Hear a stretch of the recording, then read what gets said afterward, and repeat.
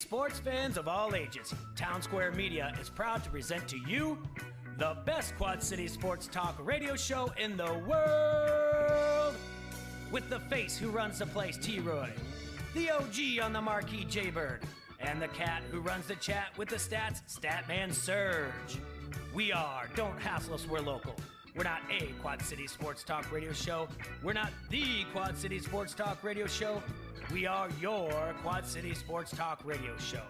Welcome to the conversation, Quad Cities. But first, the dawn.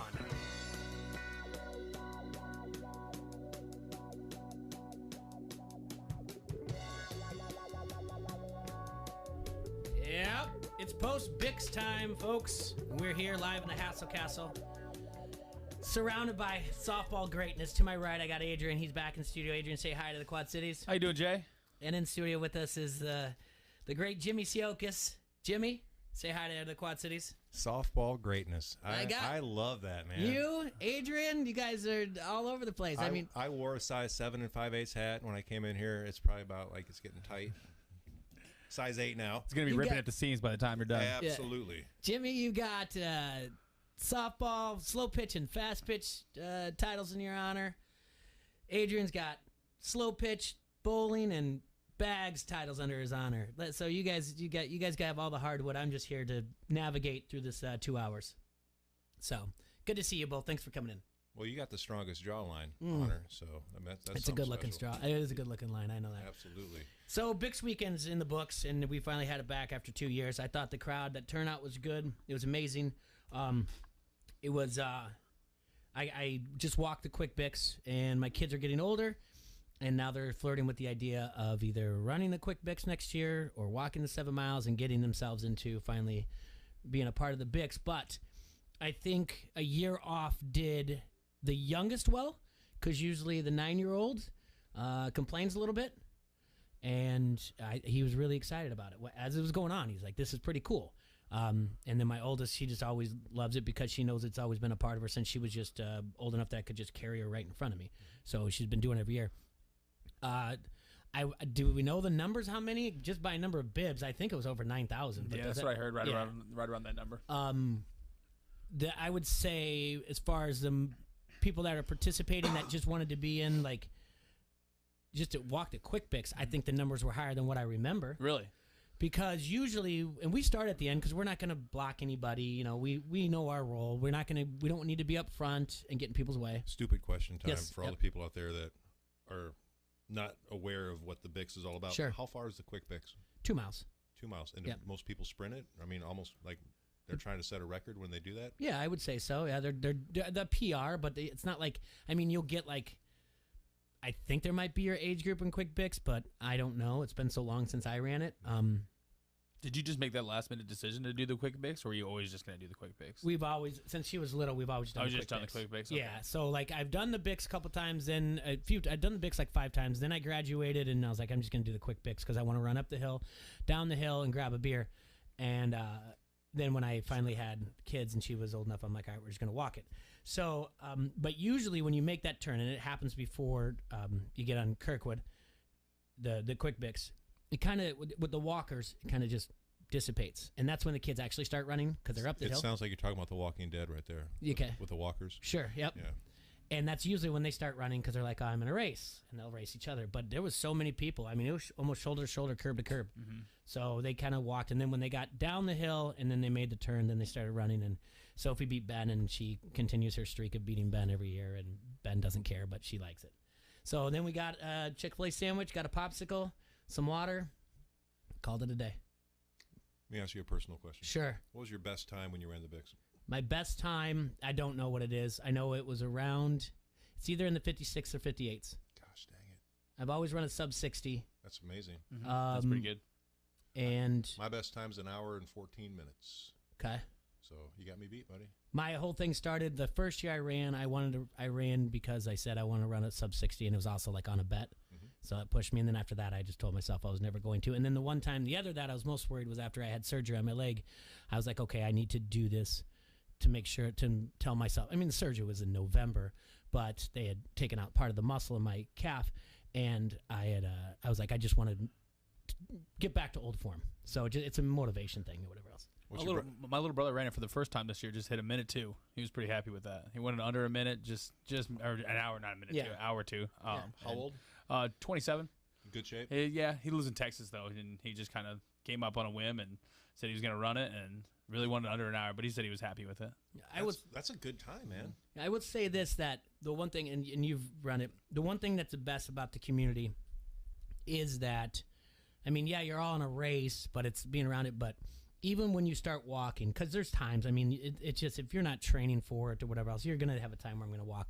There's always somebody that's passing you that, not to say that they slap you on the rear end, but let's just say verbally as a metaphor. They're like, you got this. And then you're like, yeah, I do got this. And then you just take off again. Yep. You know, that's the one thing that I like the most about it. But it was great to have it back.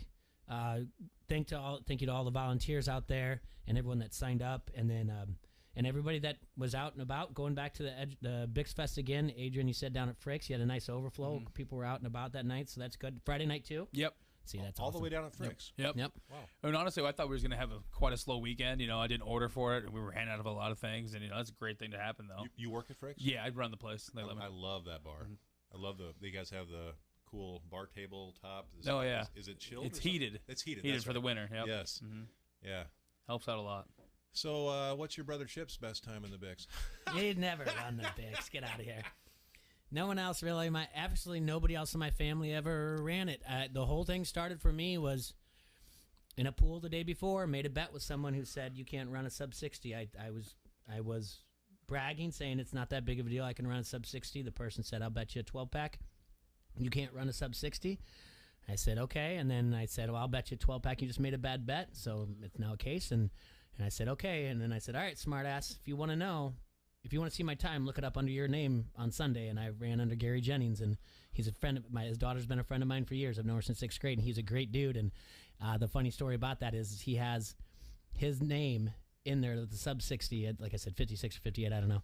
And he's got it framed because he had a streak of signing up for the Bix every year, but getting too inebriated to never make it every year. So he would just be like, tell his friends, they didn't take my time, I did too fast or whatever else. But so that's the one thing. And he told all his friends after that, he's like, see, I told you I could run the Bix, so he has his name in there. Yep. And that's how it all started. And then after that, I just enjoyed doing it.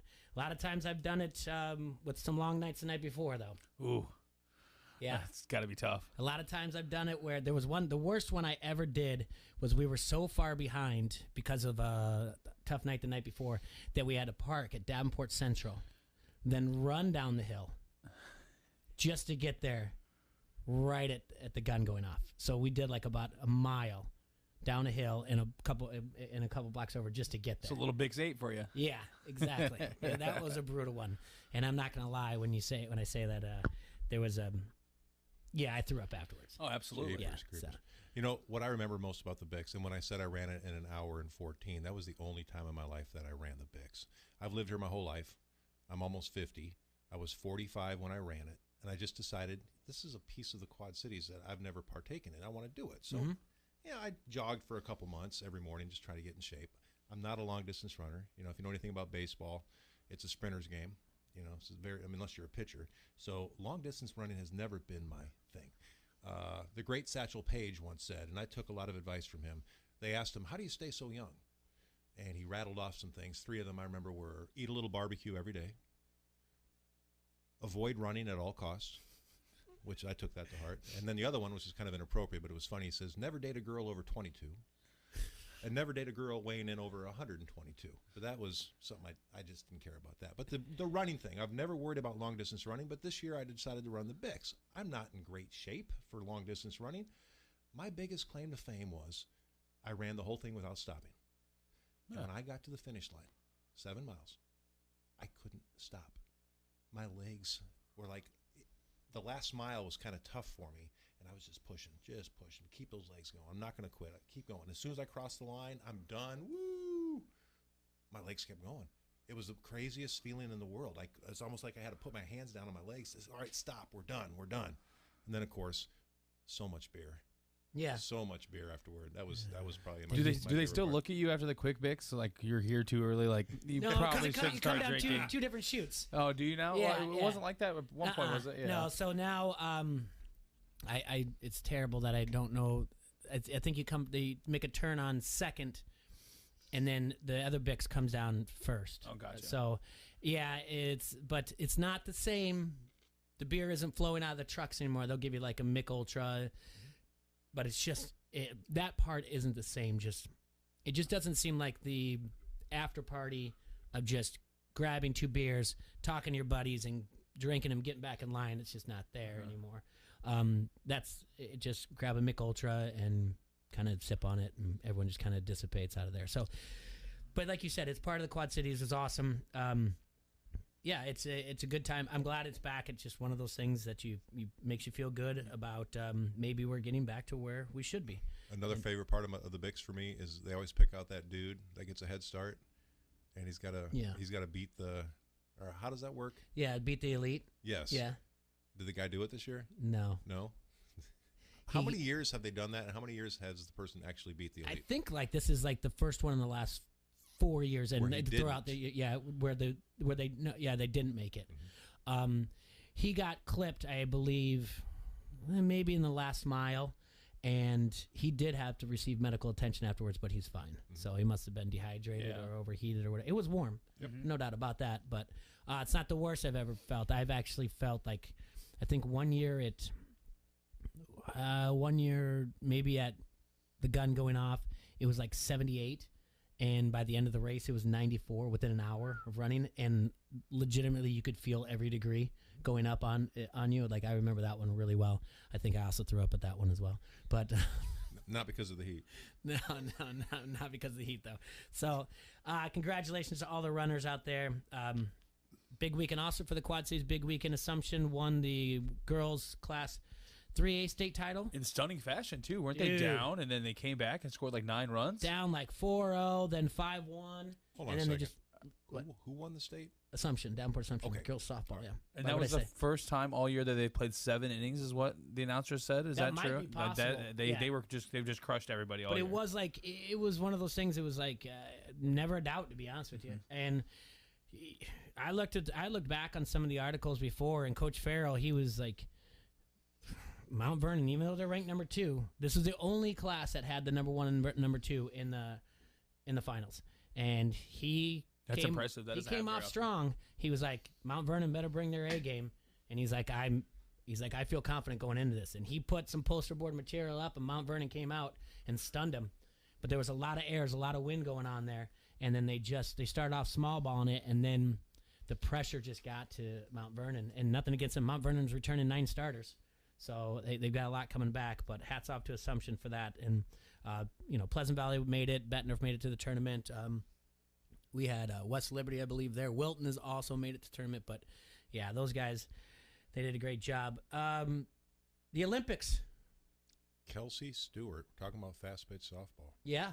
You watched it last night. Well, I'm married to one of the greatest fast pitch players of all time. Yep. So that's one of the beautiful things about it is we've been to 4 Major League Baseball games since we've been married, or since we've known each other, 2 years, 4 games. I can't take her away from the ballpark. She sits there and just studies every pitch. You talk about a wonderful quality if you're a baseball fan. So she loves it, of course. And she said if she could see any 2 teams play in the world, we're not talking about Yankees and Red Sox or Cubs and Cardinals. We're talking about she would want to see the U.S. Olympic team play against Japan. Those Japanese players are so amazing. And that's just what happened. So, they're going to play tomorrow morning for the gold medal game. Yes. That'll be at 6 o'clock our time. This game was last night. As soon as I think I got in about the third or fourth inning. Japan was up 1-0. What is her take on it? Because Japan made some errors that I did not see coming. And don't get me wrong. There were some timely hits there, but there was an error. Third base. Like, what did she say about it? Well, first of all, her first observation is what a shame that nobody could be in the stands. It was completely empty. Sure. I don't think they're allowing anybody in there because of the pandemic. No one's allowed in anything, yeah. And, fast pitch, more than baseball, is a game of, I hate to say this because I love it so much, it's a game of luck. If a pitcher misses their spot, just that one bad pitch could change the entire outcome of the game. And, these pitchers just happen to, I guess the old cliche is, happen to hit her bat as she was swinging through the zone, that last walk-off home run, It's a shame somebody's got to lose because Japanese are they're great. In men's fast pitch, a couple times I saw Japanese teams that came over here. One of them was here at Green Valley, across the river. Oh my gosh, it's like a miniature army. The way that they go about it, quiet, disciplined, running hard everywhere in and off the field. These people know how to play the game. So, and it's in their home turf. And that poor pitcher, whatever her name was, she missed her spot, and Kelsey Stewart rocked the pitch, and that was it. That's fast pitch for you. Yeah, but I was talking more how they got to tie up the game. I mean, there was an error in between there, and then, let's see, there was a hit to the 5.5, and then,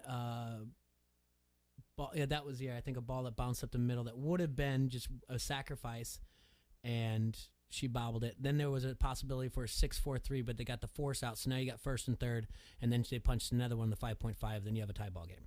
It's pitcher's worst nightmare. Yeah, so it was that was the error that I'm talking about, the kind of one, because it was a bouncing ball over the middle, but all I thought was that's enough time, that's like a sacrifice, and that's where the error came. And then the home run, that was one out. No, there was no outs and 1-0 pitch, 0-1 pitch, and she just put it over there. And the game was only playing for home field for the gold medal game. They'll play Japan again because this format, because it's brand new, it used to be they played a round robin. The top 4 teams advanced. One would play 4 in the semis, 2 would play 3 in the other semis, and then they do it now. Since and one of the agreements is, and there's been a lot been said about why are they playing at baseball stadiums? Like, why are they playing? Well, that was the agreement that they did, and you can listen to it, and Chip actually pointed this out. I think it was Kat Osterman that was like, that's the way they play in Japan. We've been playing like this for a while. It's not a big deal. Let it go, everybody. But in this new format, the top 2 advance to the gold medal, and 3 and 4 play for bronze. And that they were just playing for home field, so U.S. will be home field again. That'll be tomorrow morning. Who's a better pitcher, Kat, Monica Abbott, Jenny Finch? Well, Monica in their prime. Monica Abbott has one of the only 2 perfect games in Olympic history, but it's Jenny Finch. I agree. I think I'm going with Jenny Finch, too. Yeah.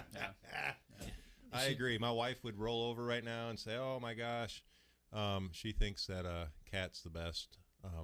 Have you seen this new girl? Her name's Montana Fouts. Is that her name? I saw her at the Women's College World Series. Oh, my gosh. She was just amazing. Mm-hmm. And I couldn't believe that. I don't know how they picked the teams, but she was not on the Olympic team. I think that would have been a good young person to put on there to give her some experience. We've got a lot more to talk about, but before we go, like the Olympics, are you guys watching it besides this? I've only watched the fast pitch. You got to understand, my wife and I have only been home for a few days from our vacation. So we've been on the road a lot, long 8-hour days. So now that we're back home, we're wanting to watch as much as we can. I'm putting it on the TVs at the bar, when I'm hanging out there. But other than that, I'm not really following along.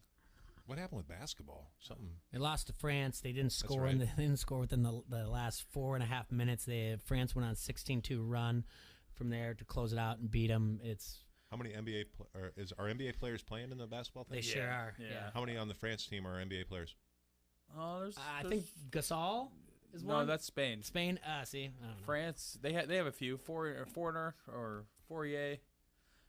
There's like 3 or 4 of them that are playing, but. How many on the USA team? All of them. They're all NBA teams, and they lost to yeah. France. Yep. Wow. It's just a matter of learning how to play the game. They're not getting their foul calls. I don't know. Not looking good, though, but I'm sure they're still the favorite. This is just preliminary rounds. Swimming went well. This is the most medals that the USA has won in the opening weekend. Gymnastics kind of had a little bit of trouble there. A full point behind women's gymnastics is a full point behind Russia in the team standings, but it's all about qualifying right now. But it's an uphill battle for them.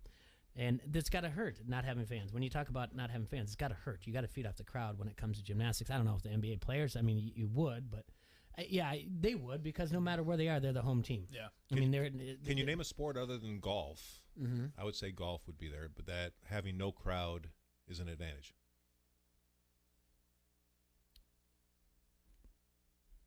Is bowling? Yeah, I think bowling's a good one. I'm asking I guess we're because looking at Olympic sports. Yeah. Any sport in general. I'm just curious. Have a silence and no crowd. Yeah, what bowling, sport would that give bowling, you? There was definitely last year when they were still having the tour. Uh-huh. There was definitely higher scores that year because just all the concentration. Okay. What about baseball? Archery? What about baseball? You don't need fans for archery. No, you don't. Yeah. Of course. I mean, archery would be another one. Golf, bowling, archery. What about baseball? As a hitter, would you rather have dead silence as you're trying to concentrate on a pitcher? I don't know. I feel like that energy gets you going. I think as a pitcher it does. I think as a hitter, boy, I mean, it's all concentration. Man. It's the hardest thing to do in sports. So, but I think the fans going nuts would also pump you up a little bit. So definitely not basketball or football. You want that crowd. I think it's okay not to have crowds in surfing. I mean, if we're gonna, I know it's funny, but it is a sport, an Olympic darts. sport. What about darts? I don't know if darts have made it, but I think since surfing is wall climbing, another one that I think it's okay not to have fans. But no, I get that. I think there are some that you feed off. I think track and field. I think when you make that kick at the end of a 400 is a big deal. And as much as you are in the water and swimming, I think being on the block is another thing. So. But we got that to talk about. We've got baseball to talk about. We can do power rankings. Deshaun Watson, he's back, and they're asking a buttload for him in trades. We got all kinds of things to talk about. Then that and more when we come back from Don't Hassle So Local here on ESPN 1170 AM. Says he's gonna make your Rudy Poo candy ass famous. You like that? You like that? Give me a hell yeah! I said, give me a hell yeah! This is UFC Hall of Famer Pat Miletich. You're listening to Don't Hassle Us. We're local. I said Chantilly lace and eggshell, not matte. Colby's interior design consultancy is floored with new clients. Wait, what am I looking at here? This looks like plaid. They need an admin with an eye for design and a knack for numbers. Okay, hey, look, take a look at this. Do those numbers look right? Indeed can help them hire great people fast. I need Indeed. Indeed you do. Screen for quality candidates with the skills your role needs with Indeed assessments. Visit Indeed.com/credit and get $75 towards your first sponsored job. Terms and conditions apply. Susan, it's so great to finally be able to get together again. Oh, it sure is. And I really appreciate you picking up the bill. I'm happy to. I've got the extra cash. Since we've all been driving so much more again, I've been using Get Upside, the free gas app that pays you cash back for every gallon of gas you buy. Wait a minute. Are you saying you actually get paid cash when you buy gas with the Get Upside app? Yes, up to 25 cents a gallon, cash back every time I buy gas. Does that actually add up to anything? Some months I make $200 to $300. Wow, that's serious extra cash. I'm downloading the free Get Upside app now. Download the free Get Upside app now in the App Store or Google Play to save up to 25 cents a gallon when you buy gas. Use promo code BOOST for a 25 cents a gallon bonus on your first tank. That's up to 50 cents a gallon on your next fill-up. You can cash out anytime to PayPal or an e-gift card for Amazon and other brands. Just download the free Get Upside app and use promo code BOOST for a 25 cents a gallon bonus on your first tank. That's code BOOST. Unfiltered. Keyshawn Johnson, Jay Williams, and Zubin Mahente. Does Aaron Rodgers get moved before the season starts? The two teams in the AFC for me would be the Raiders. And I know they got Carr, but you send Carr back to Green Bay. I know John Gruden he's probably sitting there just trying to figure out how to get that done because he's never satisfied with the quarterback spot. Never. Think about it. He tried to get Brett Favre when Brett was 60. So, I mean. But if you think about it, though, as far as location goes for Aaron Rodgers, he was Vegas. Vegas would be, Vegas would be optimal. Obviously, Bay Area, where like that would have really been. That's why he was better really for pushing. Yeah. He was really pushing for that San Francisco opportunity because they had a winning team. And the Raiders, maybe he is a guy who can kick them over the top. But those are the two teams in the AFC that make sense. Keyshawn, J. Will, and Zubin. Mornings on the Quad City Sports Leader, ESPN 1170. Attention business owners. If your biggest question is, how can I find more customers? Then Town Square can help. Go to mylocalcustomers.com for a free competitive analysis that will show you how the most successful businesses grow and how you can do it too. These strategies are simple, and we can show you how to apply them to your business. Be one of the first businesses to sign up, and you'll receive $500 in free advertising on this radio station. Visit mylocalcustomers.com. That's mylocalcustomers.com. This is Greeny with Mike Greenberg. What I am about to tell you is my opinion. It is not a statement of fact. I believe that the 49ers changed their minds on the decision between Mac Jones and Trey Lance somewhere deep into the process. I don't think this was all one big smokescreen. I don't think they got any benefit from doing it. I think they legitimately changed their minds. And as a consequence, they take Trey Lance instead of Mac Jones. I don't know this for certain, But if I had to bet money that mattered to me, I would bet that if Trey Lance had been available at 4, the Falcons would have taken him. That's what I think. I don't know it, but that's what I think. And that would have changed everything. Obviously, the draft falls the way the draft falls because quarterbacks went 1, 2, and 3, but not 4. I think Lance, when all was said and done, was the guy everybody wanted. Greeny, weekdays 9 till 11 on ESPN 1170. Hear every game of Chicago White Sox baseball on ESPN 1170 AM. Back toward the wall, it's gone! Len Casper and Darren Jackson are on the call. Chicago White Sox baseball on ESPN 1170 is presented by Wheelan Presley Funeral Home and Crematory, Circle Tap, Crawford Company, and Vegas Gaming Cafe. Check ESPN1170am.com for the full White Sox schedule. Have you wanted to speak a new language but thought it'd be too difficult or take too much time? Then try Babbel. In just 15 minutes a day, Babbel teaches you conversations that you will actually use. With 14 languages and lesson topics like travel, business, relationships, and more, you'll learn what matters most to you. Babbel. Language for life. Learn a new language with ease. Go to Babbel.com to try for free. That's BABBEL.com. We're playing all the hits. Your sports leader is your home for Major League Baseball. ESPN 1170.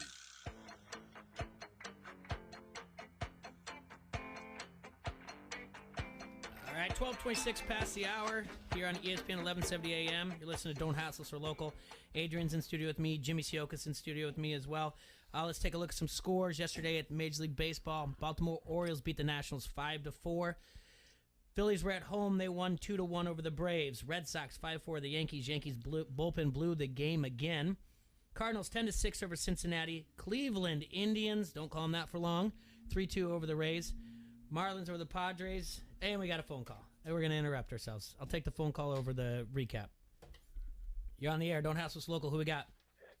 You got a Ron Mexico on the phone, fellas. Ron Mexico on the phone. I got to get this off my chest because I'm a blue-blooded American. I mean, I got a Statue of Liberty on one arm and a bald eagle on the other because there's nothing better than this great American state. Let me tell you something. We are falling right into the trap of what everybody thinks we are. We're fat, overprivileged, entitled Americans. Everybody thinks we need to win everything. Guess what? We don't. Our basketball team, that's the worst thing I've ever seen in my life. I mean, I'm choking up, almost ready to cry because that's our sport, and we can't even play it right. We're playing no defense. Since when in basketball do you play no defense? Well, I tell you what happens. You see what happens. We lose by 20. Go on I think France went on an 18-2 run. 16-2. Come on, that's just pathetic. Now, not only that, but if you look at that Ledecky girl, she's a good swimmer. There ain't nothing better than her. I tell you that right now. But guess what? That drive ain't there no more. She had some young upcomer with her coach willing to dry hump the glass after she won. That's straight up 100%. That's dedication, and that's not overprivileged. That guy wanted it. And you know what? We don't want it, so we ain't going to get it. So as far as I'm concerned in these Olympics, I think we're overprivileged, and I think we're going to win everything. And that gymnastics team, I tell you what, I can tumble down on the mat, and I look better than those girls right now. I mean, these girls, they need to pull it together, I tell you what, or we're not going to come back with anything. China is beating us in the medals right now as we speak. How is that possible? That ain't possible. That's not American. That's all I got to say, fellas. You have a great afternoon. We'll talk to you later. Bye-bye. Thanks, Ron Mexico. Where to unpack that? First of all, why do they call him Ron Mexico? It's his call-in name. I love it. All right, so, well, you know why, right? No. Oh, when Michael Vick used to be when he was in the NFL, and he didn't want to be bothered, like prank phone calls from home teams that were trying to bother him, his alias was Ron Mexico. So, and this is also this gentleman's. I didn't know that. Yeah, Thank you. A couple things to unpack. I guess we'll go backwards to forward. China is currently leading in the medal count. It's not by a lot, but they are currently leading. And if we're looking at America, I mean, you're picking up Chinese kids, maybe some of them orphans, and saying this is what you're going to do for the rest of your life. So that's what a communist country can do. Yeah, the basketball thing is a problem. It was a 16-2 run. It's their first Olympic loss since 2004. And when he said no defense, haven't we been criticizing the NBA about defense for a while now? And we laugh at NBA Defensive Player of the Year. And we also said that during their exhibitions before the games or before the Olympic Games, there was a lot of criticism from the NBA players who are Olympians about lack of foul calls because they weren't getting their quote-unquote flops or, the James Harden kick a leg out on the three-pointer, and they were not getting the calls. So, yes, the lack of defense and what's going on there. Do you think they're just not playing defense, or do you think this is something that Popovich can't burn into their heads? Do you think it's a lack of caring, or? The thing is wouldn't Popovich be the first? Because when we were having trouble beating foreign teams, he was also the one on the forefront of bringing in more foreign players and kind of changing the way to play ball. And that's part of the reason why we had to have the Dream Team. And then we had to have the Redeem Team. And Pop was one of the people that kind of changed the way the NBA was, more towards European basketball. So I don't know. Maybe he just can't light a fire under the rear ends. Maybe they don't want to listen. Yeah. A lot of these guys do feel probably entitled, and they think that they know more about basketball than he probably does. Anymore. Like, these guys have been playing in the NBA for so long. Yeah. Even though he's a great coach and he's very established. He's kind of tired of listening to the old man kind of thing. Yeah. He's right. Katie Ledecky did lose last night, and his coach did. Her coach did really dry hump the plexiglass when that happened. That is referring. What happened there? Okay, so it was in the. I have it right in front of me, and I'll explain it to you in a second. All right, so let's see. Australia's Ariane Titmus topped Katie Ledecky in the 400-meter freestyle, ending her era of Olympics wins. Tim's coach was pumped, and it's viral. I mean, he's on the plexiglass, and he is rocking his pelvis back and forth, and it looks like he's very excited. So she beat her by just a reach, a fingertips. Now, Katie Ledecky, their rivals, whatever else, this is a matter. I have this on good authority because someone was explaining to me when I was like, why is this a big deal? It is a big deal because I'm not going to get too much into swimming talk, but there's a Ledecky reach that's taught, and then there's this one that's taught by whatever the Australian coach, and this one happened to win on the grandest stage of all. So there are two different schools of thought as far as like your reach at the end towards the pad. I don't know. I know I sound like I know what I'm talking about, but I'm being honest here. I don't know what that thing, touchpad. And there's a Ledecky touch that's taught, and this one that's taught, and this one happened to win. So it really is now you come down to any type of thing like how you coach something. When your method wins, you feel better about it. Yeah. So and he talked about that in the gymnastics. Let's see. After the all-around, we've got one in first and one in third. I just think it's the other other 5 girls that are maybe holding us back in Olympics. But he's right.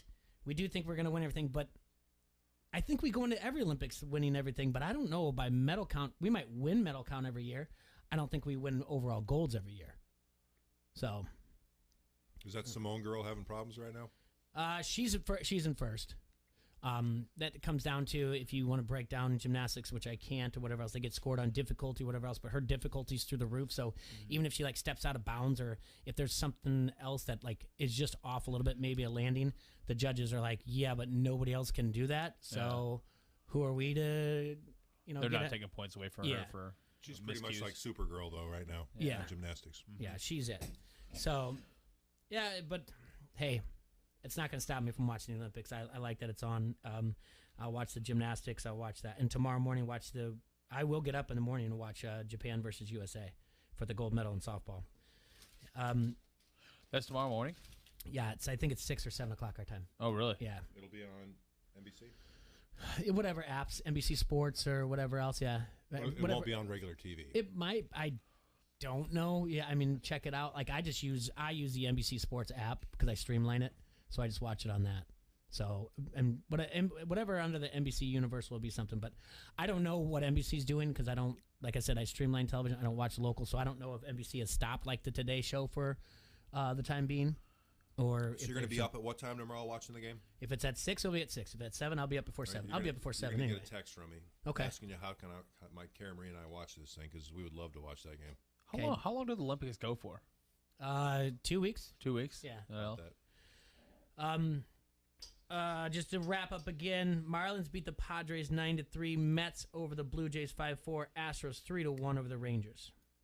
Kansas City Royals beat the Tigers 6-1. Angels went on the road and beat the Twins 6-2. Cubs 5-1 over the Diamondbacks. The Giants 6-1 over the Pirates. Dodgers 3-2 over the Rockies. Mariners beat the Athletics 4-3, and the White Sox and the nightcap beat the Brewers 3-1. Lance Lynn 10-3 on the year now, and they stopped the potential sweep of them. That could be a World Series. Very well could be. Pittsburgh Pirates traded second baseman Adam Frazier in cash to the San Diego Padres for outfielder second baseman Tucupita Marcano. Outfield Jack Suwinski and pitcher Michelle Miliano. So there you go. Adam Frazier's traded, so Pirates are doing their thing. Yep. Your standings so far going into Monday, Boston has a 1-game lead over the Rays in the East, 9 games over the Yankees. White Sox have a 9-game lead over the Cleveland soon-to-be Guardians. Houston Astros 5.5-game lead over Oakland. Philly is 4 games back from the Mets in the NL East. Cincinnati Reds 6.5 games back of the Brewers. Cardinals 8 games back. Cubs 9 games back. And the San Francisco Giants currently lead the NL West by 2 games over the Dodgers. Looking into it right now, the Giants have the best record in baseball, followed by Boston and Houston, just 1 game back as far as, or 1.5 games back for the best record. I didn't get to talk to you guys on Friday, but that's when the news came out about Cleveland. The soon-to-be Cleveland Indians have announced a new name for the Indians. They had a choice between the Cleveland Baseball Club, the Cleveland Rockers, the Cleveland Spiders, the Cleveland Municipals, or the Cleveland Guardians. They chose the Cleveland Guardians. What are you guys' thoughts on that? I thought they should have gone with the Cleveland Redskins. I thought that would have... Yeah, okay. Probably not the route you're going to get. Just kidding. Sorry about that out there in Radio Land. I think it helps keeping the name with the logo and everything kind of like the same font. It helps, not distinguish who's wearing an Indian shirt and who's wearing a Guardian shirt throughout the crowd if they're ever on TV. I don't mind the name change. I feel like people really just bashed it. But we have teams called the Red Sox and the White Sox. I feel like those teams are worse, or worse team names, or at the Athletics. I don't know. You just weren't around when they were picking those names, so you don't have or didn't have a social media platform to talk about these things. I feel like it ruined people's days, and I just didn't understand why. I pride myself on knowing a lot about baseball, but I forget the Cleveland Spiders were an actual team. Yep. Before them, before they got named the Indians in 1915. So they were a Major League Baseball team. And then they were the Naps before that. The Nap, that's right. I like those names, but what I like about Guardians is in a way it sounds like Indians. It's got the same syllables. It's got the same flow. There's a reason for that, yeah. Yeah, the Cleveland Guardians. I don't have a problem with it. Who's the next Major League Baseball team to have to change their name? We'll get to that in a second. The name comes from Guardians of Traffic, the Art Deco statues carved in the pylons of Cleveland's Hope Memorial Bridge. It is a big deal to Cleveland natives. Well, that's exciting. I didn't know that. Yeah, that's where it comes from. That makes it even better. You ever been to a ball game in Cleveland? I have. I've been there last year. Nice ballpark. We had a good time. That was when Lindor still played for him.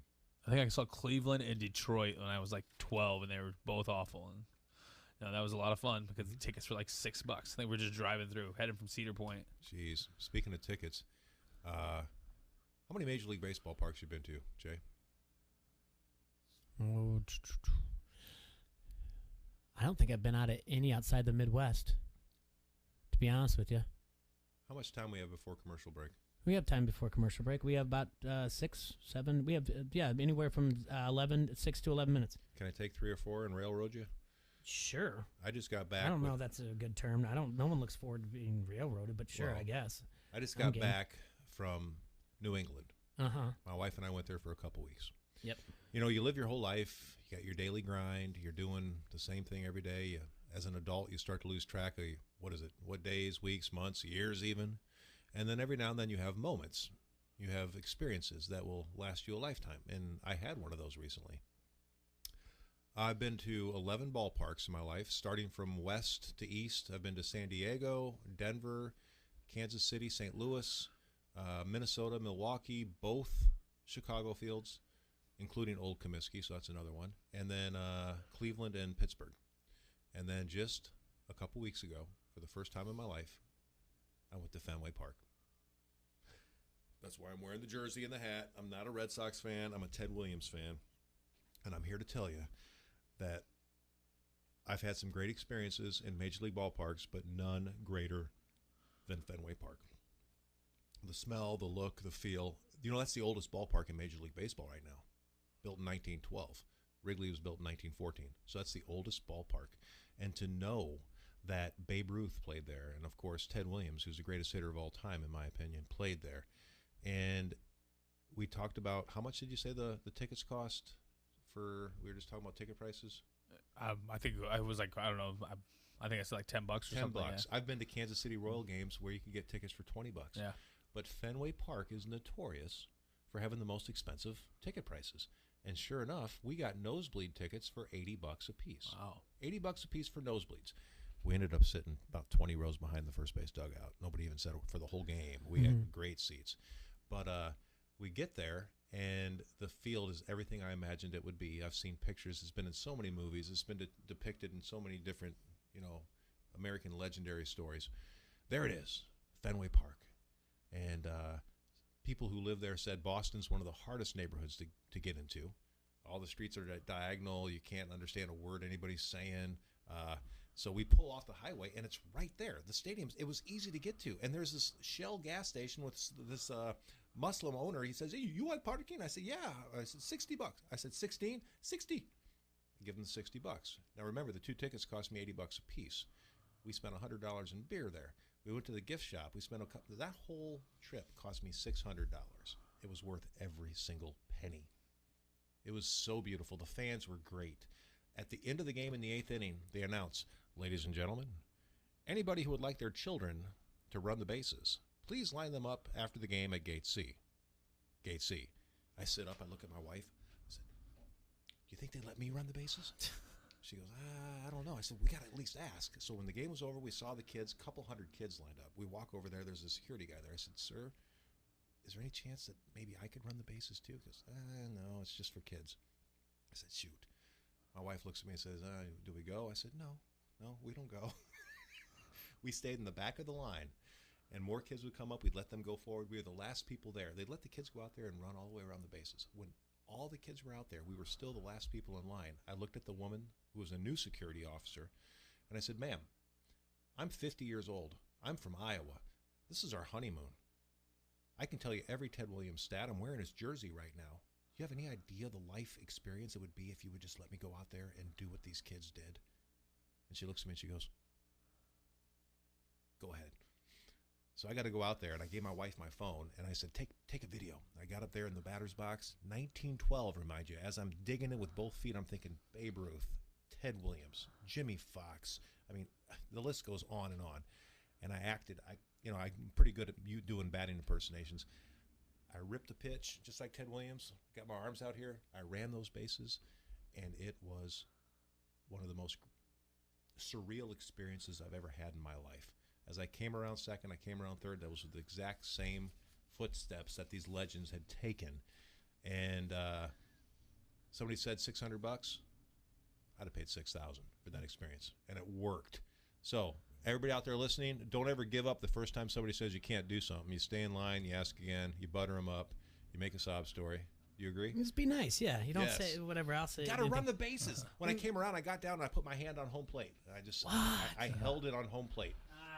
You missed the opportunity. You didn't step on home plate and spit at the press box like Ted Williams did? No, I stepped on home plate. I came around and I touched that plate, and I thought, I'd like to look that up. Anybody out there in TV land or radio land, is the home plate the original home plate they've always had? Those things last forever.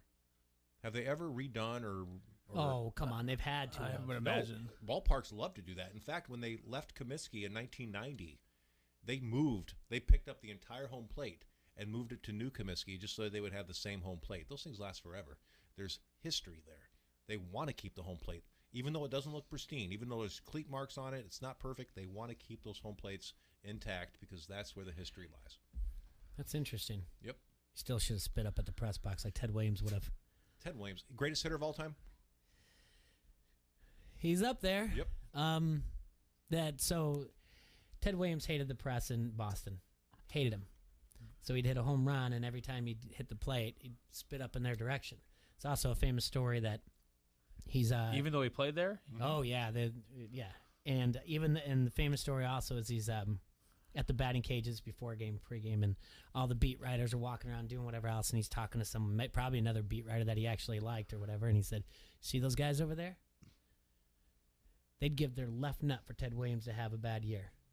Those guys are going to keep their 2 testicles because Ted Williams never going to have a bad year." So many stories. He was John Wayne. So great. In a baseball uniform. Yes. Just larger than life, and I was so happy to be there. I saw the statue of Ted Williams.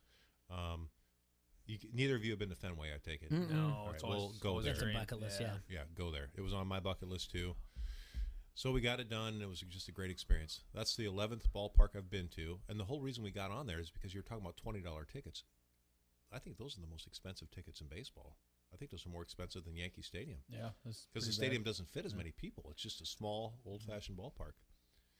But what, $20 tickets? No, we were talking about like cheaper games, but like that. You said something about getting $20 tickets somewhere. No, I didn't say anything. It was like a about long time ago. I've gotten $20 tickets to Kansas City. Yeah, they have very good ticket prices, but Boston's on the other end of the spectrum.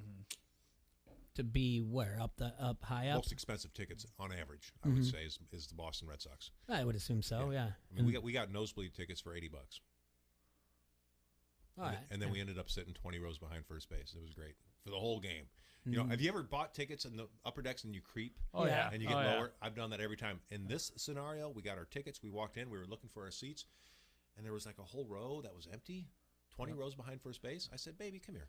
We just sat down there. Nobody ever showed up. Yep. That's how you do it. Done that. Yeah. Yep. Grab a couple beers. You know, as soon as they let people back down the aisles, you just put your head down and don't let them stop you. I'm surprised, though, that no usher said anything. That's where we're at in post-COVID, that they're still worried about, like, COVID stuff and not worried about, 9/11 type of situation or anything like that, where you need to be where you need to be. Because I can tell you 2 years ago with the media pass and having my kids just down at Modern Woodman, and the guy was like, "Where are you going? Where are you going down there?" And I was like, "Wherever I find a seat." And kids had them too. They gave them media pass because they let them like do like now up to bat, whatever else, just a night with them. And the guy was like, "What?" And I was like, "Media." And he was like, "Oh, I mean, he was on our case. And 2 little kids. And now, you can get a ticket and you can move down Modern Park." And people are like, "All right, but that's the way it was before. You just were like, someone goes, "Hey, my seat's," like, "Oh, sorry about that. Yeah, sounds good.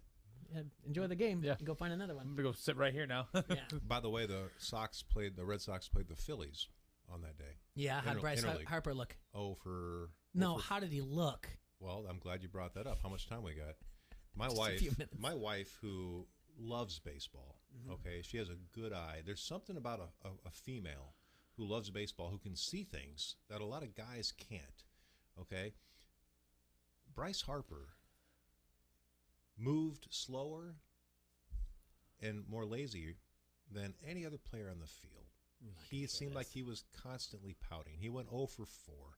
He never ran once, unless he was sprinting down to first on a ground out, and just seemed like he was not even. How can you not be excited to play Major League Baseball? I don't know. It just seemed like it was a task for him. He'd walk out to right field. A guy from the bullpen outside of the right field wall from the Phillies would come in to warm him up. He'd take one throw and kind of do this with his glove, like, "I'm done." Stand around, get on his knees. Just very not into it. And my wife noticed that, and I noticed it too. Have you ever heard of Alex Verdugo? Yeah. Awesome guy. This guy, after the game, before he even went into the locker room, comes out to the street. And we saw him, and all these fans were around. He was talking to every fan. He was taking pictures. Happy, excited.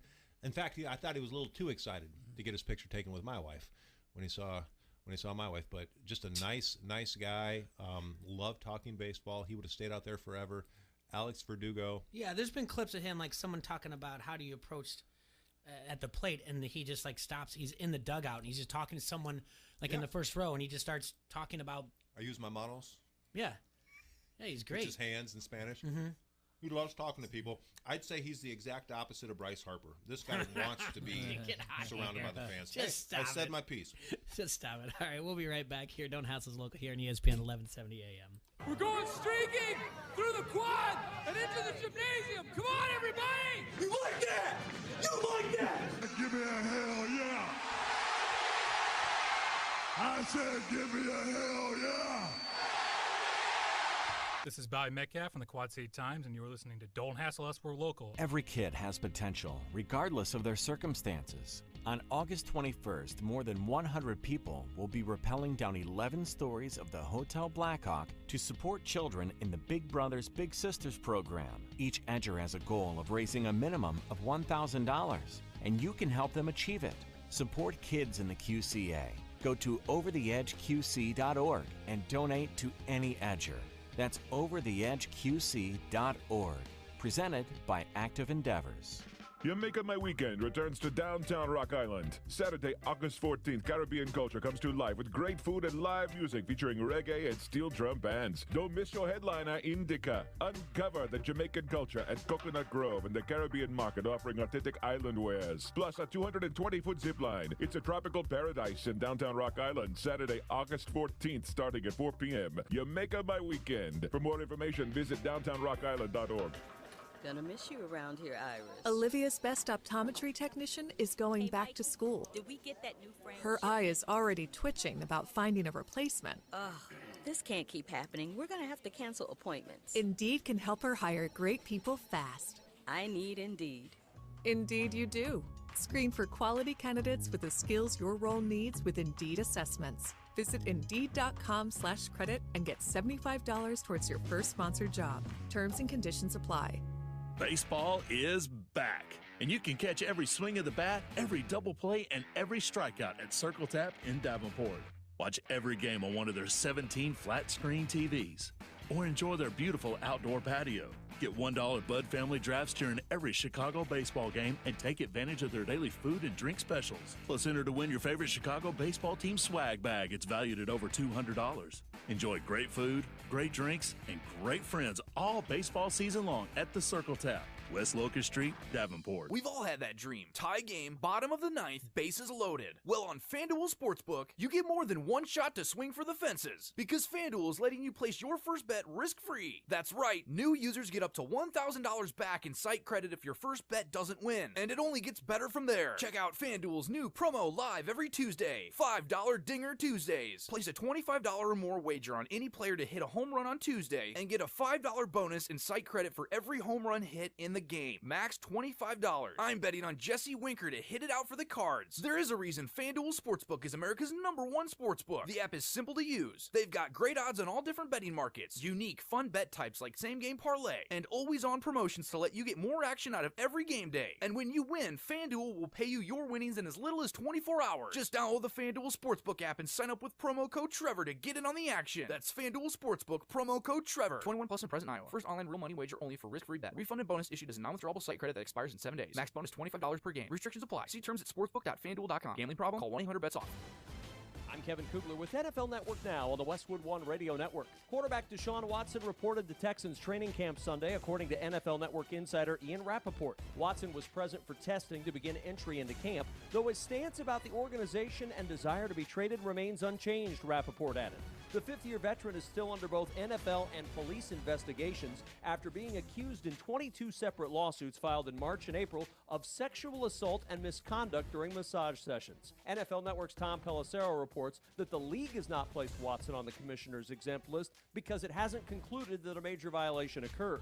Meanwhile, good news for the Bengals Sunday. Ian Rappaport reporting Joe Burrow was not listed on the physically unable to perform or non-football injury lists, which means the second-year quarterback will be on the field Tuesday when Cincinnati's training camp begins. Be sure to tune to NFL Network for wall-to-wall camp coverage from all 32 teams on Inside Training Camp starting today. This has been NFL Network Now on the Westwood One Radio Network.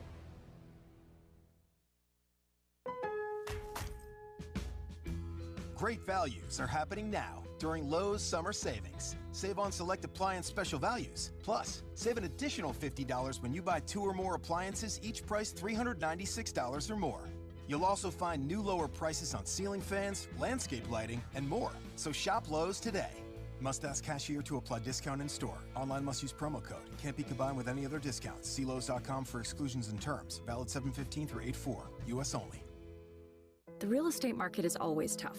But this market, it's unlike anything we've ever seen. When the average home stays on the market just 24 days and houses routinely go for more than the listing price, who you work with matters. Realtors have the expertise, local knowledge, and personal touch to give you a competitive advantage throughout the entire home buying process. And that's something an ordinary agent could never do. So make sure your agent is a Realtor. Realtors are members of the National Association of Realtors. That's who we are.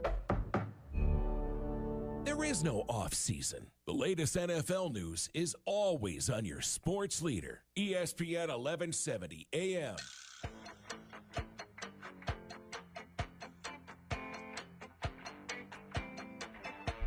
All right, guys, we're back here. Don't hassle us. We're local here on ESPN 1170 AM, talking all things that are going on around the sports world right now. We are talking about baseball. And we were talking a little bit about the Guardians, the Cleveland Indians, soon to be Guardians. And Jimmy, you asked what's the next one to go, the next team name to go. That's an interesting question. I don't know. I mean, it goes much further than just that, though. It goes into NFL, NHL, the Chicago Blackhawks, and that there are... according to 538, the website, 1,232 U.S. high schools still have Native American nicknames, but there is no financial incentives or national media or urgency to make changes about those. I know recently Comanche just changed their name. Marion, just north of Cedar Rapids, changed their name as well. Comanche from the Indians, and Marion from the Indians as well also. I couldn't tell you right now what they picked. But... 4 states, California, Maine, Oregon, Wisconsin, already have laws or Department of Education policies prohibiting such mascots, and at least 4 more have proposed or discussed similar legislation. The Chiefs aren't planning on changing their name anytime soon. The Braves say we will not change our name. The NHL Blackhawks say that they have support because of their history with Chief Blackhawk. So, I don't know. I don't know what's the next name that's going to be attacked. I couldn't tell you. Well, there's already the Chiefs and Braves have been attacked for years. Well, okay. How about one that's not on the list? Is there anyone out there? Adrian, what nationality or ethnicity? I'm Hispanic. You're Hispanic, so you're not Native American. I'm a little bit Native American. Okay. Yeah. I don't know what to say about this. I mean, it's apples and oranges. I understand that, but I'm Greek. Okay, I'm Greek. I love the Michigan State Spartans or the USC Trojans. Those are people from my past who are warriors, who fought and were brave. The word brave itself, in my opinion, is a noble quality. I don't know. I don't understand why so many people get upset about it, but I'm not Native American, so I'm not experiencing what they're experiencing. I don't want to judge them because I'm not Native American. I'm Greek, but like I said, the Trojans and Spartans, I love those names. I would never want them changed. In fact, if they said they were going to change them, I'd be upset about that. Mm-hmm. But the Braves and Chiefs, I'm a big Chiefs fan, Jay. Mm-hmm. And I've never been that close to any of my Native American family. So, I don't know how they really, feel or anything like that. But, it's never bothered me. I don't think it bothers a lot of people. It's just that selective group that it starts bothering, and then it grows, and then people just want to be a part of something, and people want to hate on something. And all the social media these days, it's so easy to get your voice out there and complain about something and dislike something. And you're right. Social media makes that so easy. Mm-hmm. And the scary part about social media is you don't have to look at somebody when you spout out your opinion who might punch you in the nose. You're in the safety of your house. So you have a lot of these, they call it liquid courage when you're in the bars and you're drinking. Yeah. Now you got keyboard courage. Mm-hmm. And because there's safety in numbers, so many people have keyboard courage that it can start a movement. And really, is it really the right movement? I'm asking. I'm not saying I believe one way or the other. So many people complain about every little thing nowadays. But what it does is it opens up so many things of forgetting that maybe Chief Wahoo is a cartoon depiction that shouldn't be the way it is. We're losing some of the things like that. All right, you can look at it and say like, well, they got rid of that a couple years ago. Yeah, they did, but I'm just saying that's where it starts. Okay, but then I hate, and again, this show is like what happy hour talk is, but it will lead to that. You'll have that person, that random person, and they'll be talking, and they'll just go, "Well, I'm Irish, and I don't like that they think all we do is drink and fight. Notre Dame Fighting Irish. I'm offended." Like, you're not offended. Like, you're just taking this to an extreme. You're truly not offended, Patrick Murphy. Like, it's just, you're just saying it right now, and you're like, yeah, well, that's it. You know, that's the way it is. And like, no, you're not offended. Like, it's, you know, and I don't know. I'm gluten free. Don't like that the Freeport pretzels are named that. Like, oh, geez. Like, stop it. Stop trying to downplay this or whatever else. Some people just love to take it that extra mile. I And mean, if then- you think about it, every team in the Major League Baseball, you could say the Giants are bad because it's small people shaming. I tell you, right, we need to change the Giants. Tell me about it.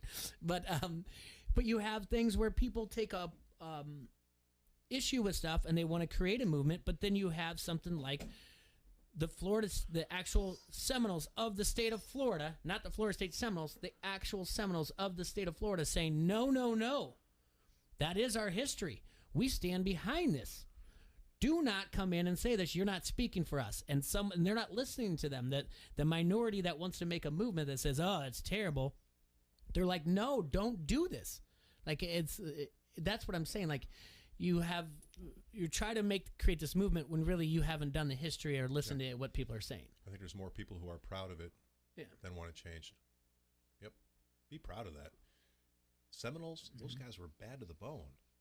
All right? You should be proud that your ancestors were Seminoles. Win or lose, they fought hard. That's all I got to say about that. Just like Forrest Gump would say. But yeah, it just, I guess the more looking at it, you know, looking at the names, and we talked about this, and Merrick was in on Friday, and he's a Cleveland Indian fan. At first, you think the Rockers for the Rock and Roll Hall of Fame, but a lot like the Rockies. I can see that. I'm not okay. Did I like Cleveland Baseball Club? Didn't mind it. Just like I don't mind Washington Football Team. I don't mind it. Was that their name for good? They say they're going to make an announcement, but I think they've also trademarked it. Who knows? Spiders, there's a history involved there. I thought they could have done a lot of cool things there. I think you go back to the Spiders, it would have been a really cool thing to do. And now, and you make an agreement with MCU, and you have like uniforms every once in a while that look like Spidey's outfit. Yeah. Don't roll your eyes. It's still cool. I hate multiple uniforms. I think that's what's ruined baseball and many sports. Okay, we'll get to that in a second. But you could have been like in the outfield. You're sitting in the web, kind of like the dog pound for the Cleveland Browns. Stuff like that. Yeah, sitting in the web. Municipals was after their old stadium, but I liked actually instead calling them the Munis. It's something new. You started something else. I like that. And it's short for municipals because no one wants to say Cleveland Municipals. Just like the Mets and the Metropolitans. Yeah. So I liked that one a lot, and he pointed that out, and I was like, you know what? I would have voted for the Munis. That's the one. But the people of Cleveland, they like the Guardians, and that's a big deal to them. And that's artwork, that's stonework, that's building that was done decades, and the beginning of the turn of the century, of the 20th century. So it has big history. So it's really, at first you're like, ugh, but take some time, learn about it, hear things out, and you're like, you know what? Not a bad call at all. So I thought it was good. Now, multiple uniforms, I'm good with that. I'm good with changing uniforms. Do you? Yeah, I love. Even though it's just it's a complete. Let's sell uniforms. Well, yeah, sell more uniforms. Sell more uniforms. I don't like the Wrigleyville of the Cubs. Yeah, some of them. No, don't get me wrong. I'm not saying every design they've ever came up with. Is always great, but I think that more uniforms are a lot more fun for the game. And like I said, it's all about getting the young kids involved, and the kids like change. Nope. It's for also getting. Nope. Yep. It's for getting people to talk about it, whatever else. Look, for years the NFL was like you can only have this amount of change every so often during the years, and now they've relaxed that. And LA Rams found like a loophole. They're like, no, we're gonna change this around. They know they can sell more jerseys. They know they can do all kinds of stuff, and it's also gonna get eyeballs on them and people talking about it. You see what the Rams are wearing? It's not. And NFL is now getting relaxed on their. It's Judas Iscariot. They sold out for the 50 pieces of silver. Let me tell you something. As a little boy, When you come home to your house, you want to know that that house looks the same every single time. It's the same color. It's the same parents in there. You want to know that the American flag is red, white, and blue. It doesn't change every 5 days to orange, purple, and green. How much would you know about your country if every 5 months they took the map and shook it, and all of a sudden Cincinnati was in West Virginia and Cleveland was in Colorado? You got to keep things the same. This is what is destroying. I'm telling you right now, as much as we talk about sports and people think sports are great, they are on the decline because of so much inconsistency. You hate Curt Flood, don't you? I do. I believe Curt Flood had a lot to do with the fact that when I was growing up in the 70s, you knew George Brett was a Royal, Cal Ripken was an Oriole, and everybody else was pretty much on the same team. It gave you a sense of security, and you could follow these sports, and you knew where everybody was. And now nobody gives a crap because every 2 or 3 years, everybody goes to a different place, and every team wears a different uniform every 3 days. There's no consistency. Do I want to come home and see my wife look different every 3 days? No. I want to see her look the same. I think you're taking a little too Nope, far, though, I about am America. not. I feel like shaking we're it up. over here. I am very not. much. I get you got Consistency is a good thing. Teams keeping their same names, their same uniforms, their same colors, and their same players is good for consistency. A lot of the uniform change though isn't something that they wear every day. They they bring it out once.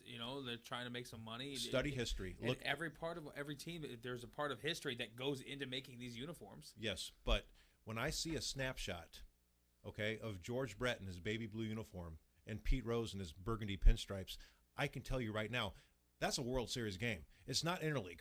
They didn't have interleague back then. I understand they're at Veterans Stadium right now because the Phillies had their home uniforms on.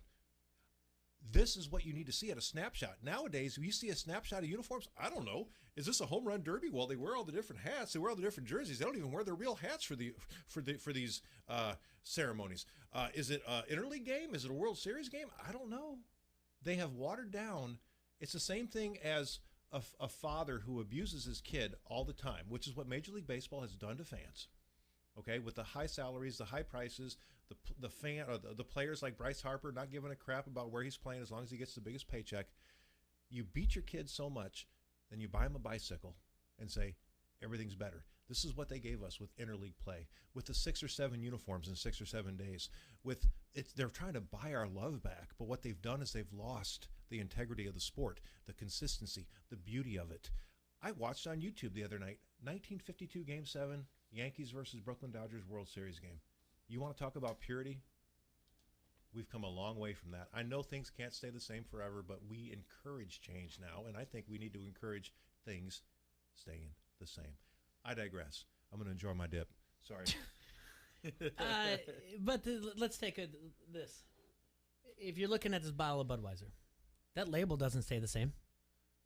Really? No, really. You want to get a bottle of 1955 Budweiser? Sure. It's almost exactly the same. Almost. Yes, and the Yankees uniforms are almost. You want to talk about the Florida Marlins? Oh, hold on. They've only been around since 1993. Miami Marlins? Yeah, and they've Florida changed Marlins. uniforms 15 times. You want to know why nobody gives a crap about that team? Because they sold out, just like the dad who beats his kid, giving his kid a bicycle. They try to give them quick, instant gratification.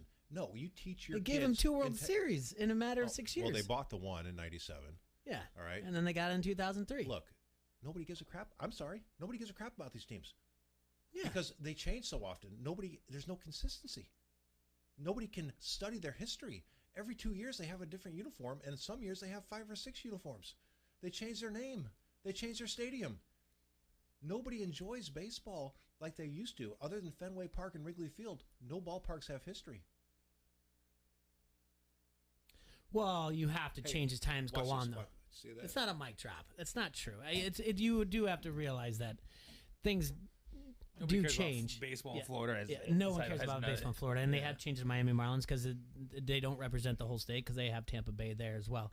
And yes, they changed their logo or whatever else, but no one goes to Tampa Bay games, even though they're consistently in the top of one of the toughest divisions. They're good. And they have a great farm system, and they don't have to be. That's the craziest thing. They don't have to be buyers right now. They don't have to at all.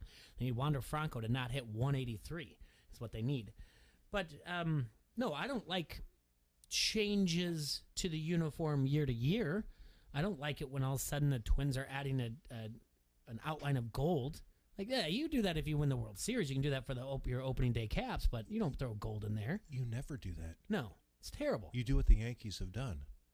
You want to know why the Yankees are the most mystical organization in baseball? They've never changed.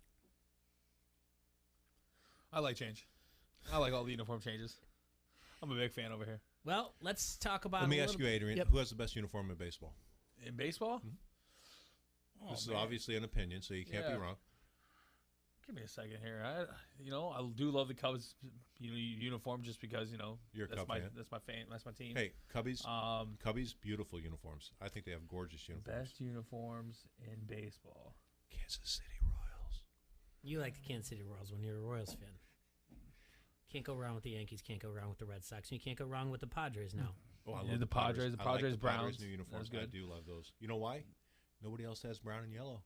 And that was their original uniform color. Mm-hmm. You see the brown and yellow, that's the Padres. That's what I like that they brought it back. Yes. When they went to navy blue, when they went to that navy blue with no stirrups and just a gray jumpsuit, I didn't know. Is that the Mariners? Is that the Indians? Is that the Tigers? Is that the Red Sox? Is that the Yankees away uniforms? I had no idea because they all look the same. You know, how many teams in baseball right now have burgundy as a color? Nobody. The Diamondbacks? Is that maroon? Is it burgundy? It's right around there. I guess there's a hint of that with right teal. around there. Yeah, I think you're right. But they don't embrace it as much as they probably should. The Phillies. The Phillies had that in the '80s. That was nice. Yeah, good looking uniform. Burgundy and light blue, right? Mm-hmm. Yep. Yeah. And I'm very happy that the Oakland A's finally went back to their Kelly green. Yeah. For about 25, those are good ones. I like those For uniforms. about 25 years, they had such a dark green that from a distance, is that black and yellow or is that green and yellow? You didn't know. Speaking of change in baseball, Major League Baseball has their latest experiment going on in the minor leagues. Catchers will have electronic transmit signals to pitchers in lieu of using finger signs. Developed by a company called PitchCom, this will be introduced next week in Low A West, an 8-team division. The use is optional but strongly encouraged by Major League Baseball. It will be doing away with complex finger signs and the mound visits that they may cause. It should speed up the game while also preventing future sign stealing. So there's all kinds of different experiments that have been going on in the minors. One include larger bases for more steals, band shifts for more hits, and even home run swing-offs to replace extra innings. So how this is going to work, pitcher and catcher will each wear receivers in the padding of their hat or helmet, and the catcher will also wear a transmitter on his wristband. Where the best part of this so I can explain this to you. I don't want to mess this up. There we go. The transmitter has 9 buttons, which the catcher will use to signal pitch type and location. The receivers, using safety-tested bone-conducting technology, will relay the pitch selection using pre-recorded voice. This is just in beta stage, but between these electronic signals and robot umpires, technology is encroaching on America's very, like you said, traditional pastime. So consider this. Pitcher throws a fastball, called electronically, toward the home plate where the computer is relaying balls and strikes to the umpire. The batter swings and gets called out first on a bang-bang play that his manager immediately challenges instant replay. So, throws a fastball, it's called electronically, toward home plate. The computer is relaying balls and strikes to the umpire, telling him what it is. And then the batter swings and gets called out at first on bang-bang play. Manager immediately challenges via instant relay play. So this is all things that are happening now. Just, you relay the sign, the robo-ump tells the umpire what it is, ball or strike, and then it's the instant replay thing. It's basically killing the speeding up of the game because we can do instant replays because there's no red flags like it is in the NFL. You want to go first, Adrian? No, you can go ahead. I'd love to hear how much you don't like this. There was a time about 10 years ago where I had to go spread my great uncle's ashes in the Grand Canyon. I don't even know if that's illegal, but I did it. And when I dumped his ashes, the wind took them and sailed them off like Aladdin's magic carpet. And then I got down on my hands and knees and I crawled to the edge of this cliff. And when I looked over the cliff, it was 1,000 feet straight down. And I looked up and the sun was setting. And I sat there for a long time, probably a half hour. I watched the entire sunset. and all I could think of at that moment with the wind blowing, nobody else was there, is there's a chance, there's a slim chance right now with the billions of people that live in this world that I might be having the greatest experience out of anybody in the world. If somebody would have rushed that and said we got to speed up this process, I'd have said you're nuts. And baseball is the same exact way. We live in a day and age now where these kids are raised with instant internet, instant coffee, instant everything, and they want things faster. That's the wrong way to go. We're looking at ways to speed up baseball. Why don't we look at ways to slow down people's enjoyment? I think this is ridiculous. You want to have machines telling pitchers and catchers what to throw? If you don't want people stealing your signs, change the indicator. It's been around forever. It's not rocket science. This is ridiculous. To me, I feel like, like you said, stealing signs has always been a part of the game, and it's never going to leave. I don't like this at all. How they're going to go about this. I do think that instant replay is needed, just to make sure we're getting calls right and things like that. But no, I don't like this idea at all. I think it's going to end up backfiring. Okay, what's going to happen when all of a sudden these things stop working? Oh, what, then we're going to throw an umpire back there if like something malfunctions, or if like this is going to be a sweatband and it's going to be like it's going to indicate you in your hat what you're going to throw. All of a sudden, teams are going to start figuring out how to start looking. You're going to start seeing what part of their hats may be vibrating, or maybe hack into it. Yeah, hack into it possibly. Well, the other thing is when you do need a break, you do need something. You need to talk to your catcher. What stops you from going? I don't, and I'm doing my hands around my ears for people that listen to the radio. Like I'm not getting the sign. It's not the voice recording's not coming. Like a quarterback does when he can't hear his. Exactly. Yeah. And what are they going to do? Be like, no, hey, umpire's going to come out and be like, and then they go, oh, it's working for you. Are they going to come out? When you called technical support and they go, did you try unplugging it and plugging it back in? Like what? It's that easy to do. Go, oh, you got it. Oh, maybe it was just loose in my hat. Mm-hmm. Thanks for getting it for me. But in the meantime, when that walk comes out, you have that time to talk to him. And then the IT guy, who might be a coach also, comes out and he's like, what's going on? Like, hey, coach, we want to know what to do here. How much time do I have to waste while this guy's getting warmed up? I know I have to pitch to 3 batters, but are we trying to make sure that the guy in the bullpen's ready to go? Like, it's that easy. It's not speeding up. There are ways around it that people are going to circumvent this stuff. I don't know, like, I'm just saying that's going to slow down the game. I'm not for robo-umps. You umpire youth games, and I'm not and I don't think anyone should be like, well, you're doing youth versus whatever else. Like, you do youth games. It's not easy to do. And I don't think a robot should be the one to take over and do that. I mean, it's good for it's good for those at home watching the game. Uh-huh. Oh, Joe West missed that one. He's the worst. Look at what the simulation does on there. Those things. But I have umpired, and I've played baseball my whole life. And when I watch a major league baseball game, and I see an umpire miss a call, I have no problem with that. That's the beauty of life. Yeah, he missed the call. Mm-hmm. That's the human error thing. And when I brought up the Grand Canyon, we went to that ball game in Boston and saw the Red Sox play. I don't know what the game was, 3 hours, 3.5 hours. That game could have lasted 6 hours. And I would have loved every second of it. So why are we trying to speed up the game? That's the problem. Why are we trying to speed it up?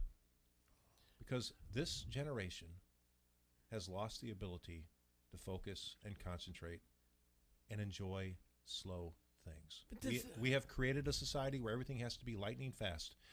These kids are watching YouTube videos all the time now that are 30 seconds to a minute. And then when you try to sit them down and say, let's talk about math for 10 minutes, they can't do it. And I'm wrong for saying we need to slow down the kids instead of speed up the game? Yeah, but 20 years ago, they were saying the same thing. They were saying you have to develop, 25 years ago, they were saying you have to develop lesson plans that are only going into 7-minute increments. You can only have their attention for 7 minutes because they're watching TV, and in 7 minutes, it goes to commercial. So it's not a thing of like, this generation, because... And 25 years later, are we better or worse off, Jay?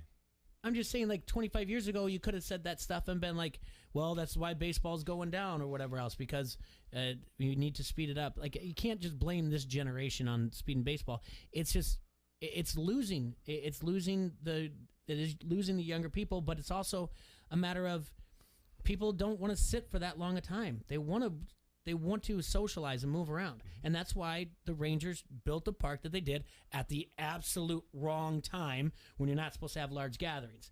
But their park is made to get more people, to get the younger generation that are in there. I don't even know what part of the alphabet we're in right now, Gen X, Y, or Z. But it's the ones that want to socialize, and they're trying to get them there so that they can be in this larger setting, they can have drinks, and there's just a game going off in the background. We could argue that modern-day generation doesn't even want to socialize. They were raised on tablets. They're the most socially awkward generation that's ever existed. As far as going out and looking people in the eyes and asking good questions and not saying the word like every fifth word. I see it all the time as a school teacher that social skills are at an all-time low. You know, I went out last night to get my wife some red raspberry lemonade. I went to the Big Ten Mart. They didn't have any. I went to Fast and Fresh. At midnight, they were closed. I went to the one Quick Shop where the old Jumer's Castle Lodge was. They were closed. I finally got to the Quick Star over in Bettendorf, and they happened to be open. And I asked the woman, I said, why is the other Quick Star closed? We can't get anybody to work. Nobody wants to fill out an application, and the people that did, they call in sick all the time. And I looked across the parking lot, and Ross's Restaurant, an 80-year-old staple, was closed at midnight. Because they can't get enough people to work. Kids don't have enough. I mean, these are jobs that, whether they're minimum wage or not, when I was 16 years old, I worked at Wendy's. I made $3.35 an hour. These are jobs that are supposed to give kids enough wham, walk-around money to go to the movies if they want. We should be able to fill these jobs, but these kids can't get up and go to work. We have raised a generation of kids who want instant gratification instantly all the time. And baseball is a perfect thing to look at, that we're trying to speed this beautiful game up. Your examples, your point is correct. Your examples are off. You use you use Ross's, and you say it's staple. Yes, it's staple, but it's no longer off I-74. Truckers that would go through made sure they stopped there, and that's why it needed to be open all 24 hours. Now, when it moved up because of the new bridge. Things got bought up or whatever else. There's the people going there aren't the same. It doesn't stay open at all 24 hours anymore. Yeah, It no. closes at 9 o'clock. What about the 3 gas stations I mentioned that used to be open 24/7? That one Quick Star really surprises me. But didn't you just say you couldn't find the other at the other one? So was it only one? I went to a second Quick Star. They were open. I asked the lady behind the counter. I said, "I got a question." That one makes no sense to me because if the Quick Stars are owned if they're under the same district manager, then the one that you went to, which is that one, should stay open. I don't know how the one on Devil's Glen did, but that one shouldn't close because that's off of 74. So that one shouldn't be closed. And so whoever the actual station manager, that's on them, because the district manager should have been like, no, you need to bring in someone from another store. That one should never close. Now, I'm not really fully aware about this whole not working thing and the generation. I mean, we've been doing this for years. There's kids that are in. I've talked more and more about this than I should, but there's kids that are in Ivy League schools that their parents still call them every day to wake up in college. And that's not a good thing. And there's also the entitlement to kids at Fortune 500 companies hiring coaches and then they're double dipping. One telling the new employees in Fortune 500 companies, like, why are you not happy with your job? And they're like, well, no one told me I did a good job. And they're like, well, what do you mean? They're like, everyone always my whole life told me I did a good job. Like, yeah, okay, but you're getting paid. That's what you need to realize. That's your reward. That's your good job. And then they have to go to these 80-year-old CEOs, these Fortune 500 companies, and they go, hey, they just want to hear you're doing a good job. And they go, I do that every 2 weeks or once a month when I pay them. Absolutely. And they go, yeah, we understand that. You're absolutely right. But really what these guys want is when they fill out these little surveys that you have them do and say, are you very satisfied at your work? And they say, less satisfied, or I feel like I'm appreciated. And they said, less, I'm not appreciated. I go, this is why these surveys are there. And they go, oh, I just thought we had to do this for some type of grant. And they're like, no, they're not appreciated. And they're like, well, I appreciate them. I pay them. And they have to teach them to be like, hey, you're doing a good job. It's ridiculous. But this isn't a now thing. This isn't by the way, this is not a post-COVID and not a Trump to Biden thing at all. It's not. The more you're saying generation, this has been going on for years. You really think if you went back 25 years, you'd see the same kind of thing? They would say the same things about us 25 years about when I was growing up 25 years ago. I disagree. It's like every time every kid was it. So you teach middle school, or you're middle school, right? High school now. You're high school. Perfect. Either way. Do you have freshmen? Yes. How many times have you ever, and you probably don't because you're a good teacher, but let's just think about that. I've gone into 6th grade going from elementary. We'll forget that. We'll go into high school. So you do 3 years at Bettendorf Middle School, 6th, 7th, 8th grade, then you go into high school. And then every year you run into a teacher your freshman year, and everyone has that story. And this isn't like some fable. It happens all the time. And freshman to your teacher, let's say freshman history, freshman math, whatever, and go, oh, we heard about you guys. You guys are the worst class to ever go through that. Like, it's always something. It's not true. Yes, there's always going to be criticism of the generation, but that's what I'm saying. It was years ago when things happened that kids had to be woke up and their parents had to call them for their alarm clock. So let me ask you this. Mm-hmm. Why all of a sudden, for the first time in almost 200 years of baseball, are we talking about speeding up the game? They've been talking about speeding up the game for 20 years now, I feel like. No. Maybe trying to get it go faster so younger people are more interested. The weirdest thing about speeding up the game is that the commissioner of the NBA, Adam Silver, said to Rob Manfred, shut up. Don't speed up the game. Do you know the amount of money you can make in in-game wagering by tapping into this? Stop complaining about the speed of the game because you are in the best situation for live in-game wagering out of all 4. You are in the best. Vegas doesn't have the time to, in between huddles, to change in game. Right. They have to rely on TV timeouts or coach timeouts and in between quarters. All right, NBA, that's tough as can be either. They have to follow that as fast. It's the easiest one to get those lines, change run lines and change money lines because of the slow pace of it. And the commissioner of NBA, who is probably the best commissioner in all 4, has told the commissioner of Major League Baseball, shut up. Stop complaining about it because you have a lot of money to be made off of this by dipping into what gambling and wagering is doing. Well, By the way, it's not the younger crowd, the people that aren't going to the games. They're not going onto social media being like, oh, it's so boring. It's somebody else. It's a minority saying it's boring for them. I don't know who it is. Because we talk a lot of the time that baseball is run by old white dudes, writers, and people who own it, and they have no problem with it. So who's the one that's sitting there complaining about it all the time? All I know is money I don't care about. But watching the sunset at the Grand Canyon was the most beautiful thing in the world. And watching the pace of a traditional baseball game is one of the most beautiful things in the world. If you can't enjoy it, then you need to make a change. Baseball does not need to make a change. But that's not. You're not them. The money is important to them. Money means more than those things to them. And money is what? The love of money is the root of all evil. Money changes everything, according to Cyndi Lauper. Adrian, I understand what you're saying.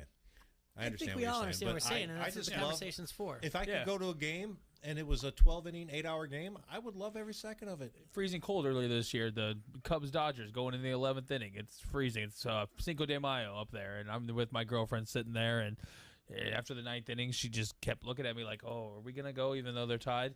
And she was there. She's not a big baseball fan like I am, so it's a little bit different. And I'm like, one more inning every time. There was no chance in hell I'm leaving that game. Yes, and you love the game. Yeah, she told me, she's like, when we finally left the stadium, game over, Cubs win.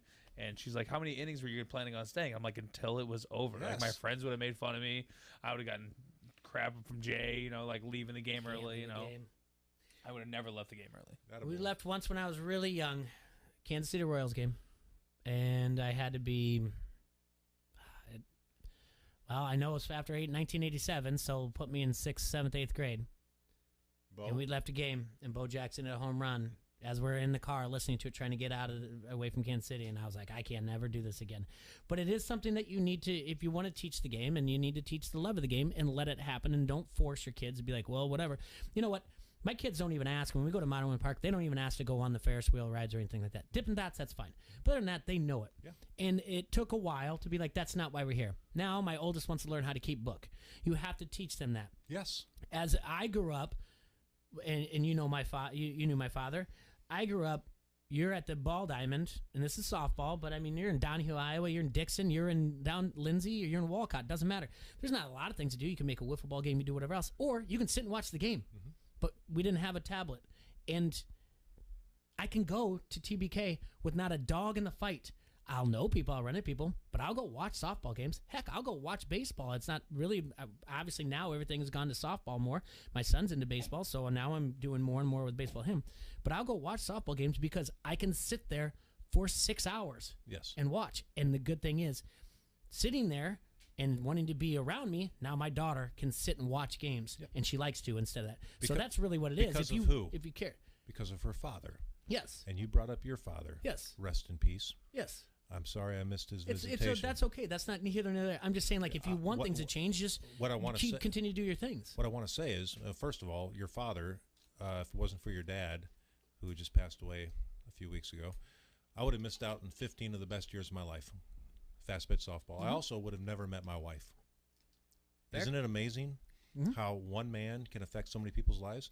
And people are asking, why is there such depleted interest in baseball in the last 10 years compared to football and basketball? I can answer that very simply. Baseball is a much more complex sport. You've heard it called a thinking man's sport. You can go to the basketball courts and watch basketball and pretty much pick up the whole game and understand it in about 30 minutes. You can go to watch a football game and say, oh, I understand. I get the ball, I run, I don't get tackled. Baseball is such a more complex, deep sport that you need, more than ever, a father to tell you about the glory of the game, to explain to you what a 6-4-3 double play is, to explain to you what triples are and what a sacrifice fly is. And we live in a society now where more and more kids do not have a father. And so baseball is struggling. It's a deep sport. It's a very complex sport. And kids nowadays are not being raised learning the love of the game and, more importantly, the patience of the game. So what are we doing? We're catering to that, and we're going to say speed up the game. It's more than that, though, too, and you know that. Like, you have to... That's the biggest problem. Yes, but no, you're okay. I'm okay with you saying that. And when it comes to complexity of it, you need to alter the game with numbers. So you can play one-on-one basketball. You can just have one friend. You can have 4 friends. You can play one-on-one stickball. We did it for 25 years. You can, but you have to. You can. But you do slugger, but you have to figure out the game. But you can do 2-on-2 football or whatever else. You can even do 1 all-time QB, whatnot. You can figure out different ways. It's just more. What you'd rather have is 18 players to play baseball, and that's. No one's running around, and again, I feel like we're like old men yelling at cloud thing, but no one's running around anymore, knocking on doors in the neighborhood saying, "Hey, you want to come out and play ball?" It's just not happening. It's like, I don't know, and that's the problem. There's a lot of I don't know. I mean, I don't know where to start with that. Don't speed up the game. I'm not for a lot of the changes, to be honest with you. I'm just here for the conversation. I think if you don't like the shift, learn how to hit opposite direction, learn how to bunch. Yes. I mean, that's okay. For the shift is fine with me. If they don't want to, if you don't have the situation or the arms to throw to 3 batters, don't make them force them to throw to 3 batters. Those all things, like, it's just not how you make the big bucks, though. Yeah. It's not how you. But I mean, you make the rules though. When it's like then when you bring in a reliever, you have to throw to 3 batters, or else I don't care if you bring in one. I don't care if you deplete everything. Do I like it when a positional player throws on the mound? Not really, but I don't care if someone shows him up and goes yard or whatever else. Just as much as he probably doesn't like it, that positional player doesn't like it when they strike out on 3 48-mile-an-hour pitches because they're not used to it, and because their BP coach throws harder than that. But I mean, there's some changes that are needed, but I have not seen this many changes to one sport that are this significant. How's that? In such a short amount of time in my lifetime. I agree. I mean, what's the biggest one in the NBA? 3-point line and shot clock? That's it? That's in no zone in the NBA? That's it? NFL, overtime rules? 2-point conversion. 2-point conversions, overtime rules, that's about it? Yeah, there you go. And baseball, well, now we have a laundry list of them all the time. And it's all about because of changing. I mean, I'm not for them, but like I said, I'm here for the conversation. All right, we do have to take a break because we're way past our first break of the hour. We'll be right back here. Don't Hassle Us Local on ESPN 1170 AM. The Rock says he's going to make your Rudy Poo candy ass famous. You like that? You like that?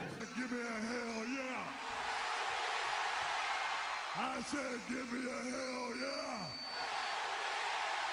This is Matt Koss of the Quad City Times, and you are listening to Don't Hassle Us, We're Local. Good morning, privates! Good morning, Drill Sergeant! I mean, seriously, what a pleasant morning. The sun is shining and the birds are chirping. You seem to be in a good mood today. Astute observation, Private. Astute. He's probably happy because he found out Honey Nut Cheerios can help lower cholesterol as part of a heart-healthy diet. So, in lieu of the obstacle course today, I propose a nice meditative nature walk. Does that sound delightful to everyone? Yes, Drill Sergeant!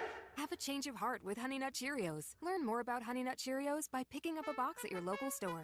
I said chantilly lace and eggshell, not matte. Colby's interior design consultancy is floored with new clients. Wait, what am I looking at here? This looks like plaid. They need an admin with an eye for design and a knack for numbers. Okay, hey, look, take a look at this. Do those numbers look right? Indeed can help them hire great people fast. I need Indeed.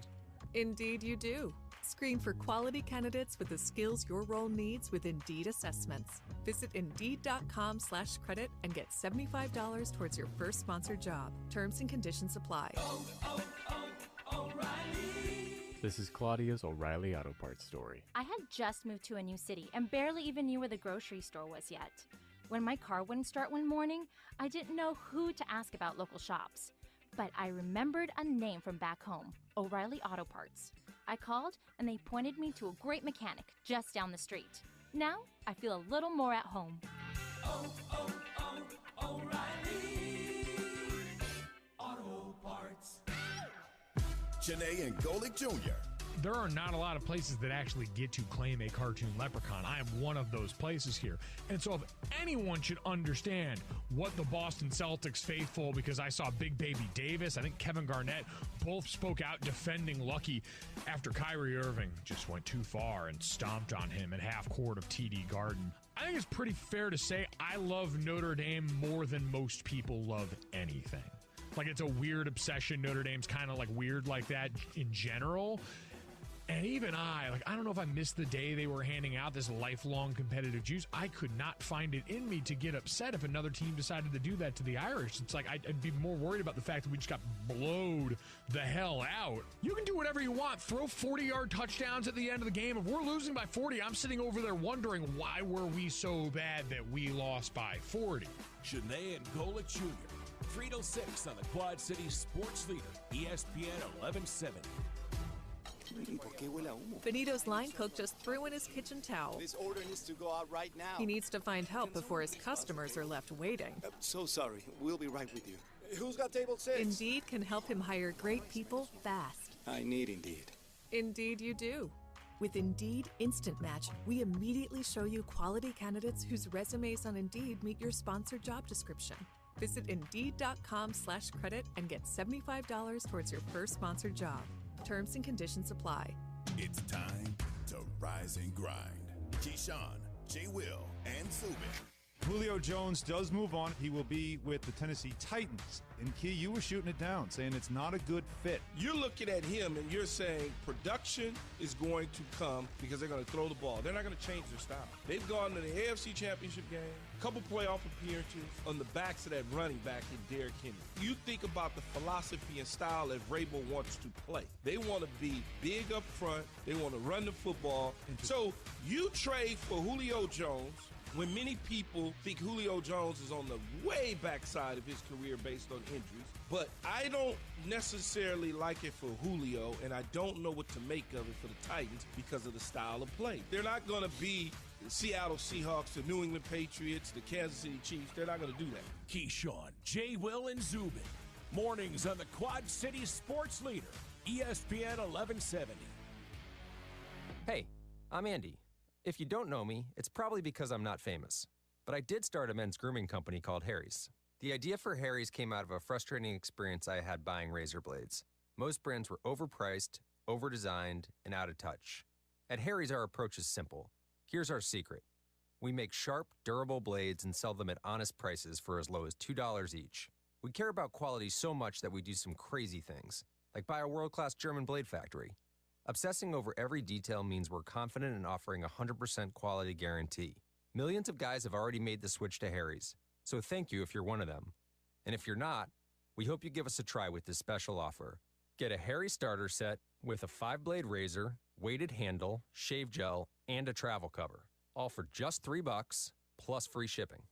Just go to harrys.com and enter 5510 at checkout. That's harrys.com, code 5510. Enjoy. From the Vegas Gaming Cafe, this is the Quad City sports leader, ESPN 1170 AM, KBLB Davenport, a Town Square media station.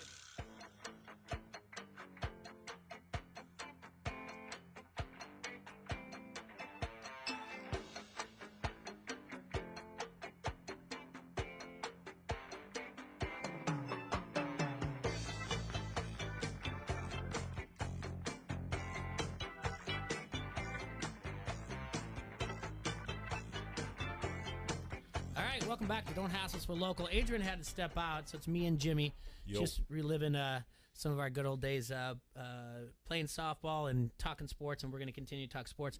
You know, Jimmy, before we went to break, you touched briefly on the passing of my father, which it was nice. A lot of people came down to Lindsay Park, and a lot of the guys from the Quad City Sox were down there. There was, it's kind of a blur when you go through the whole thing, and the memorial of it all. It's a little strange to have it down at the Lindsay Park Softball Diamond, but that's about where Pop would want it. But I just wanted to let you know a lot of guys showed up from Tri-County. It was pretty cool. So, and I'm happy that they did. Did you go to the ISC State in Walcott? No, I did not, but the ISC World Tournament is going to be held in Eldridge at Sheridan Meadows, and I'll go up there. That should be in the next couple weeks. You know, the last time I saw your dad was at Family Restaurant on Kimberly, across from that Jeep dealer. Yeah. And he was telling me at that point, he said, I'm not doing too well. And I didn't know what to say.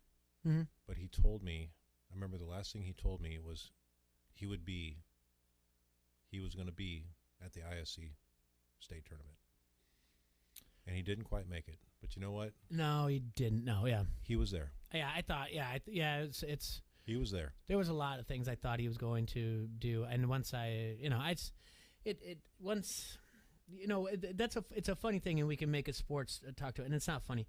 You can take a lot of things away from a person, but when you take something that they truly love, it'll eat them up inside. So I think it's when, and not to be down on such a great 2 hours that we've had, but when he finally said in that it was faster than he thought, and he had to give up the glove, I think that was enough for him. Yeah. And it's kind of like you could tell the same story, and I'm not comparing my father to Bear Bryant, but when Bear Bryant was no longer coaching, he died within 6 months, and Joe Paterno, same situation. Yeah. When he was no longer coaching, the cancer came, and he was just like that.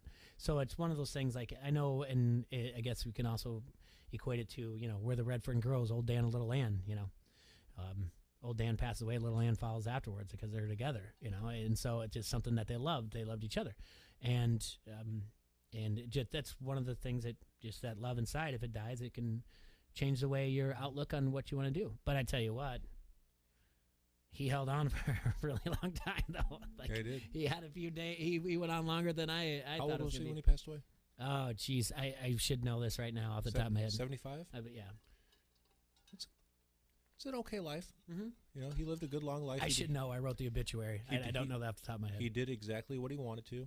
Yeah. And if he's looking at God right now, and God would say to him, tell you what, I got a beautiful replica of old Yankee Stadium, Major League Baseball, you're going to be able to be the star pitcher. I think Ron would say, you know what? No.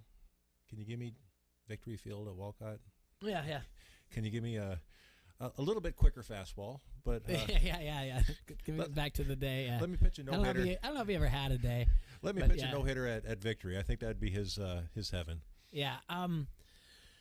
So we talked about baseball and the name changes and some of the changes that have been going on in baseball whatsoever.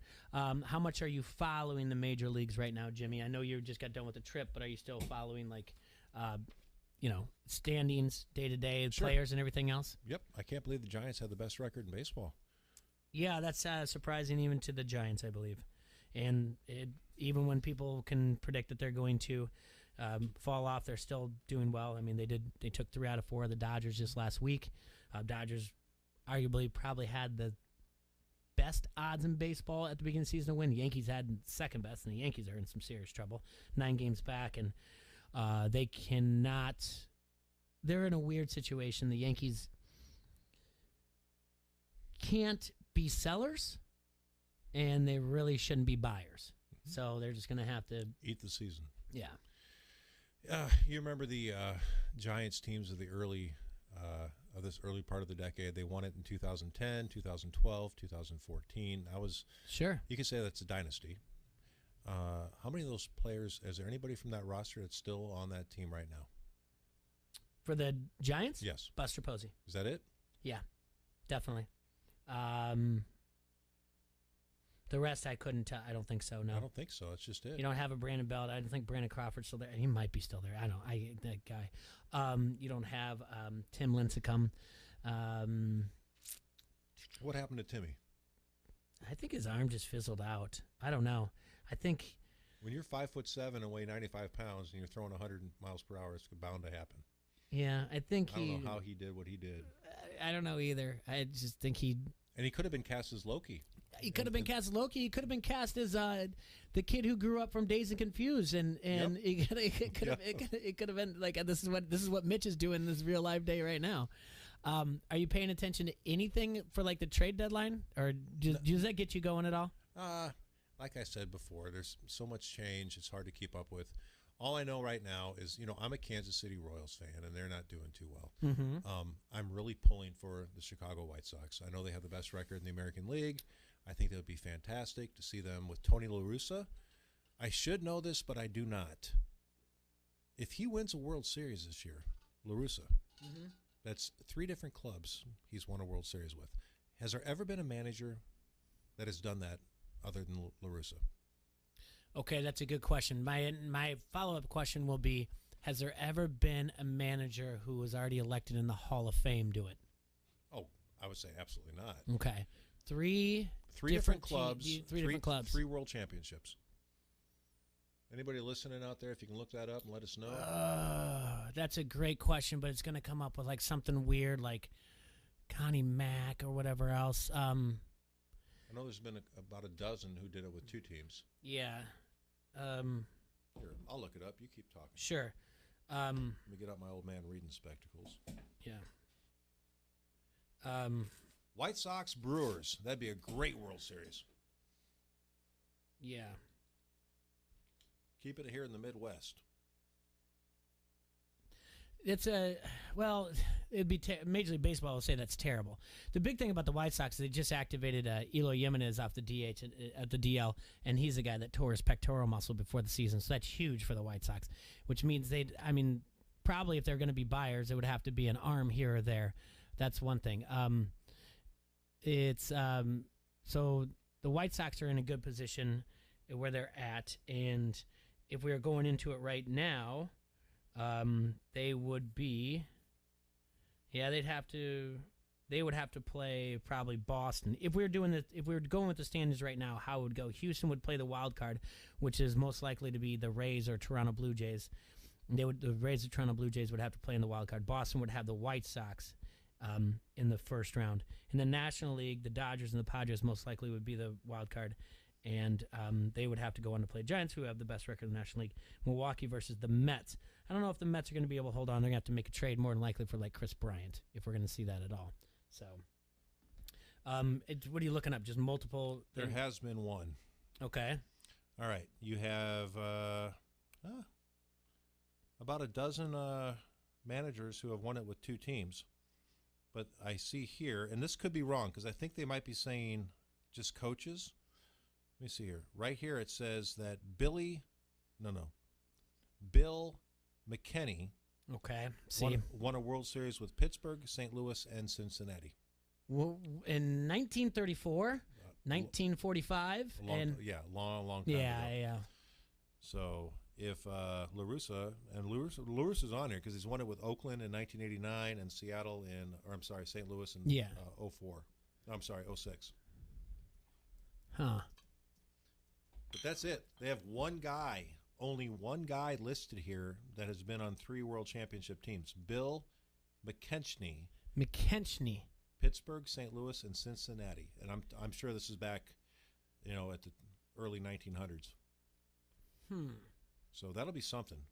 Well, and the crazy thing is, you had that Yerman Mercedes thing where he got mad. He showed up, but on a 3-0 pitch, and he hit that home run. I don't know if you remember that.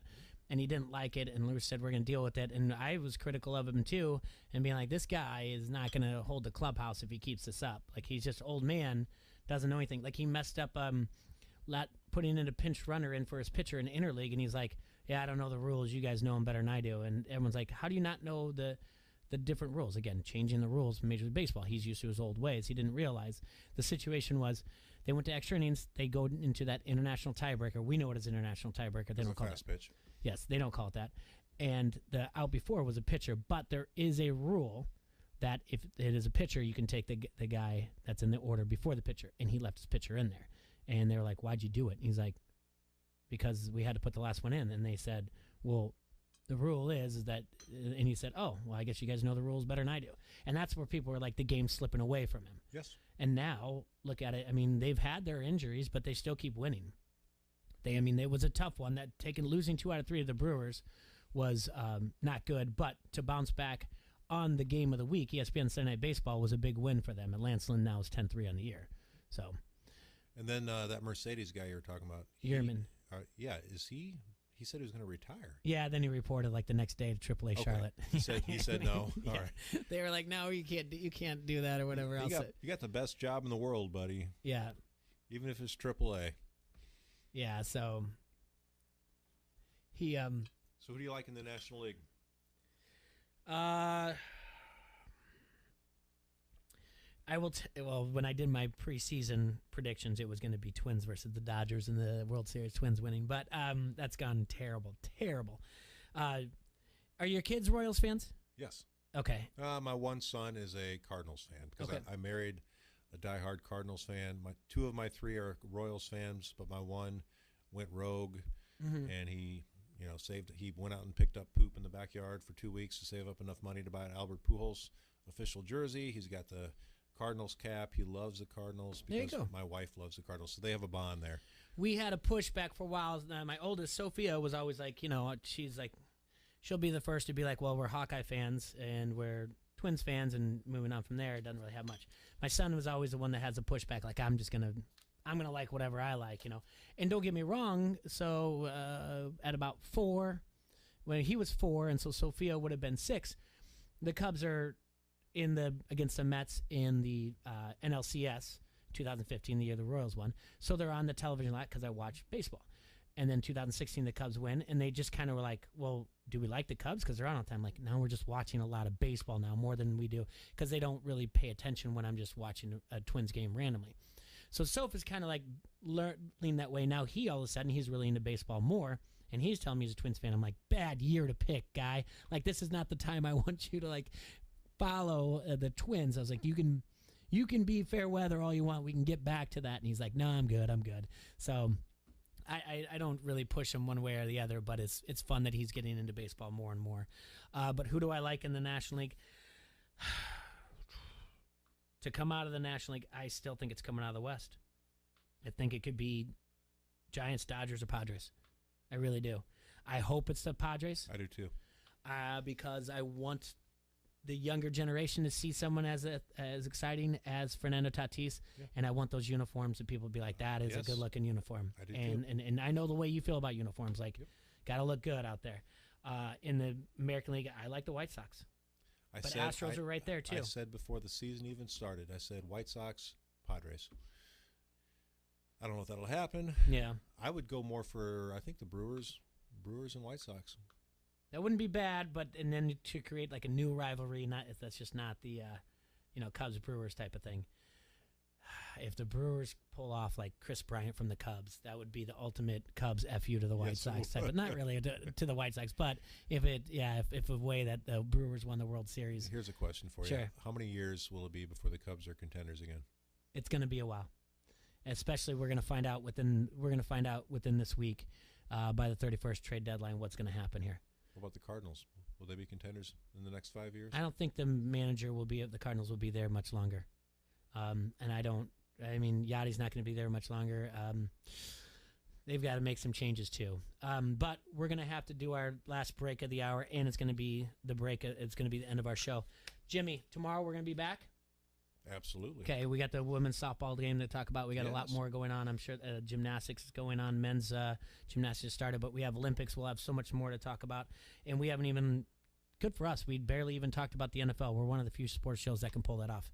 All right, we will see you guys tomorrow. We got to take a break. Well, we're taking a break. We're doing our ads, and then we're going to go straight to the end of the show. We'll see you guys tomorrow, Quad Cities. Enjoy yourself. Be safe and sanitized. This is Lobo from Lobo Salsa. You're listening to Don't Hassle Us, We're Local. Bring whatever car you have and put it to the test as Cordova International Raceway hosts its Midnight Mayhem this Friday, July 30th. Bring your big farm truck, diesels, any car, and DB Drags will be there with his bump and bass audio. Car and driver just $30. Spectator admission is $10. It's all happening this Friday from 11 p.m. till 2 a.m. at Cordova International Raceway. For more information, please visit racecir.com. Or for the most up-to-date racing info, check them out on Facebook at Race Cordova. This is a big deal. Now at healthcare.gov, millions more people can get affordable health coverage. Due to the COVID relief law, 4 out of 5 customers can get a plan for under $10 a month with financial help. From doctor visits to preventive services to prescription drugs, these are quality plans. You can do this. You can have coverage as soon as August 1st if you sign up now at healthcare.gov. Paid for by the U.S. Department of Health and Human Services. Hey, Sarah, how's business? It's going well. Our clients love our work. I just wish that we could figure out how to grow faster. I hear you. Is it slow for everyone in your industry right now? Actually, no. I see competitors all over who seem to be very busy, even though I know my work is better than theirs. I just wish I knew how they were finding new customers. If I could do it too, I know I could beat them. Growing a business in the Quad Cities is challenging, and figuring out where to start is the hardest part. If your business does great work but just needs help finding more customers, then Town Square can help.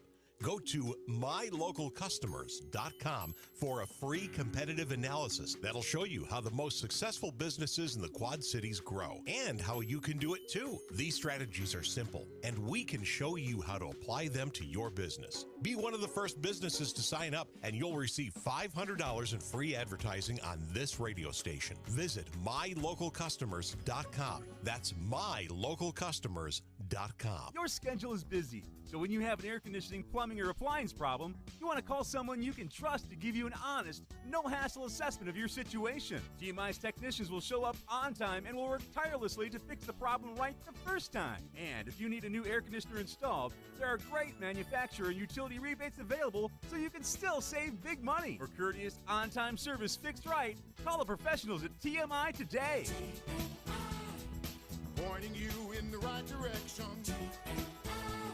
Draft Day Sports Lounge has everything you need to enjoy all the sports action. Over 50 beer options to choose from, great food, sports betting, and a fantastic atmosphere for you and your friends to escape to. They're always adding to the menu to make sure there's the perfect option for everyone. So come visit Draft Day Sports Lounge inside Rhythm City Casino. And if you want to plan ahead, the full menu is at rhythmcitycasino.com. Drive around all day with the latest sports talk in your car on the Quad Cities sports leader, ESPN 1170. It's time to rise and grind. Keyshawn, J. Will, and Zubin. Julio Jones does move on. He will be with the Tennessee Titans. And Key, you were shooting it down, saying it's not a good fit. You're looking at him and you're saying production is going to come because they're going to throw the ball. They're not going to change their style. They've gone to the AFC Championship game, a couple playoff appearances on the backs of that running back in Derrick Henry. You think about the philosophy and style that Vrabel wants to play. They want to be big up front. They want to run the football. So you trade for Julio Jones when many people think Julio Jones.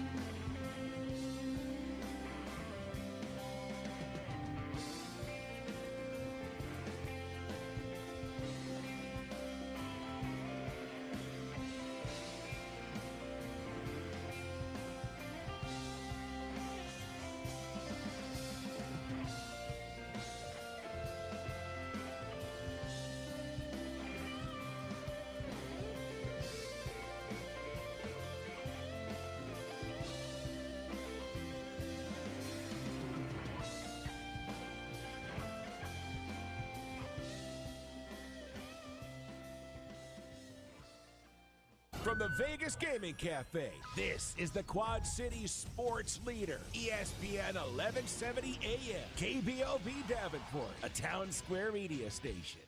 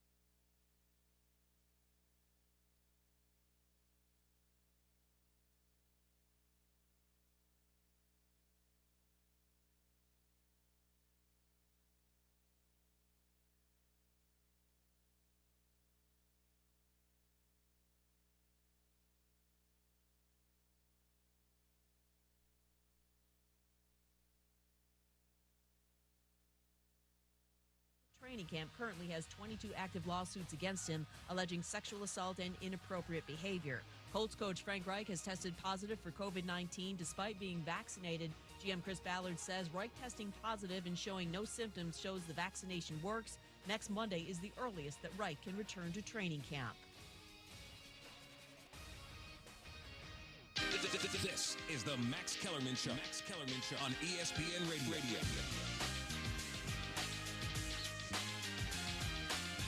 The toughest thing to do is to separate your mind when you're looking at your favorite football team, your favorite player, your favorite team, and the way they treat your favorite player. All of it requires some combination of logic and emotion. And it's what I keep saying today.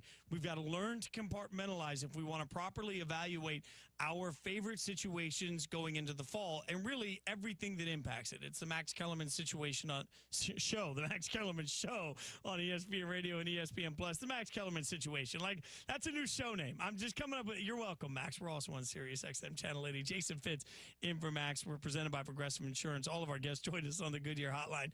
Aaron Rodgers inspired this thought process for me, but I think it really applies to all of us. Like, put your favorite team in front of you for a second and ask yourself if you're capable of truly analyzing your team without any emotion. Take your love away and just look at it from numbers, from logic, right?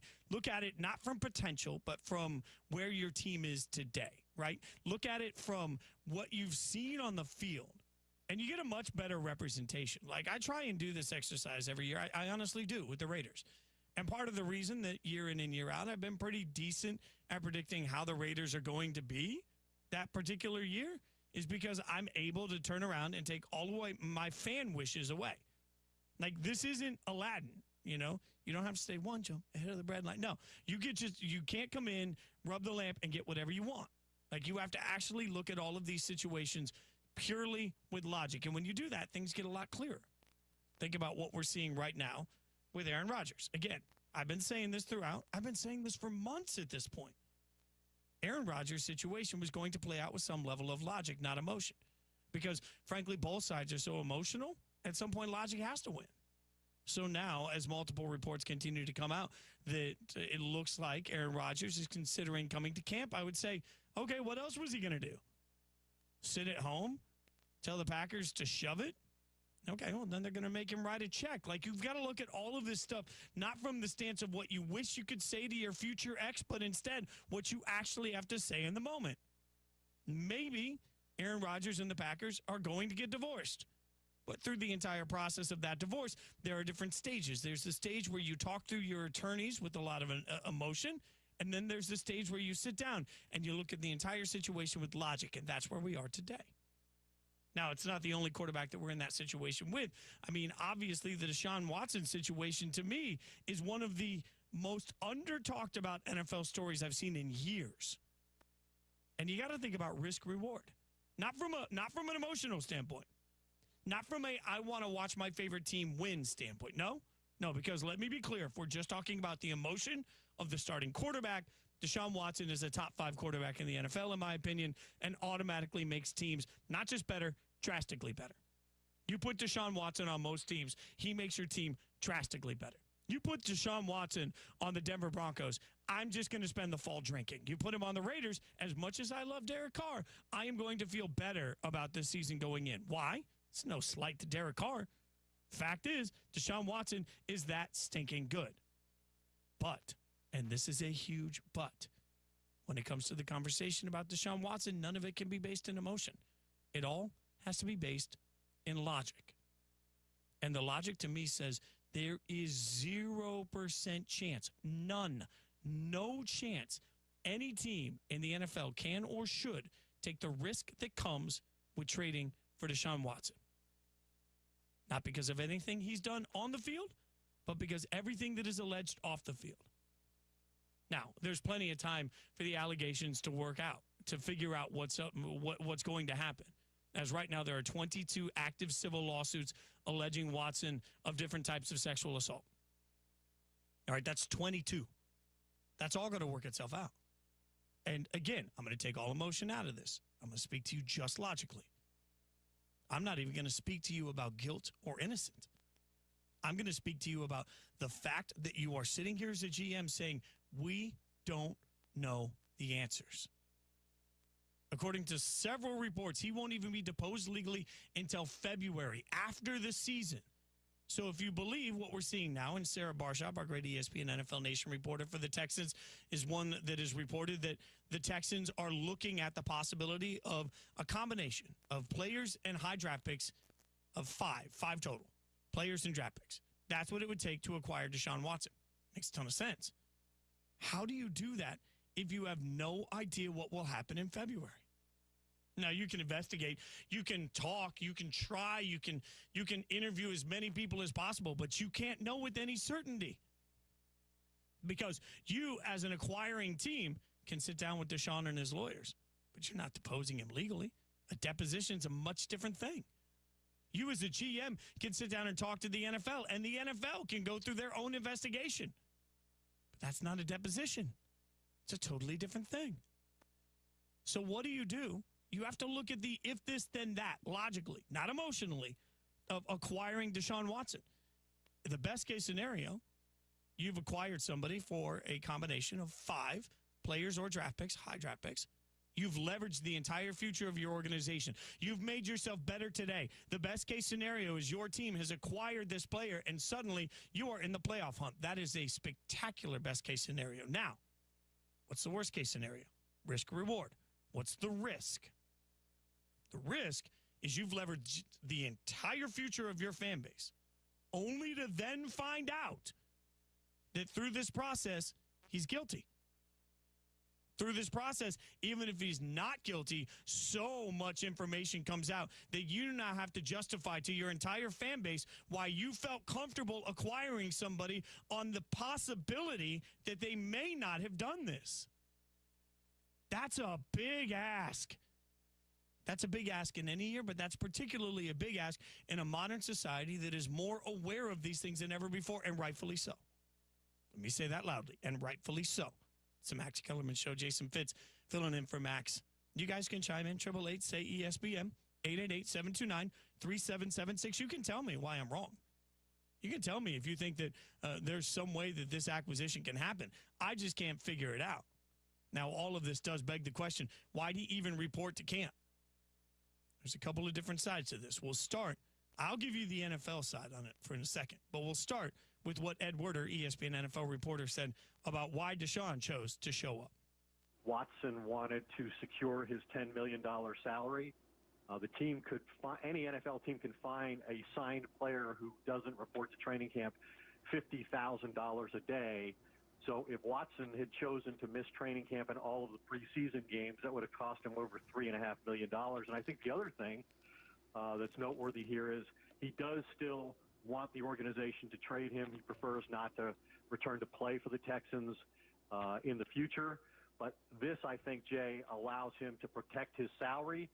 I think it sends the message to teams that might be interested in trading for him that he is in shape, he is prepared to play, and most importantly, that the NFL at this point is not intervening, considering that, 22 women have filed lawsuits against him, and those are all still pending.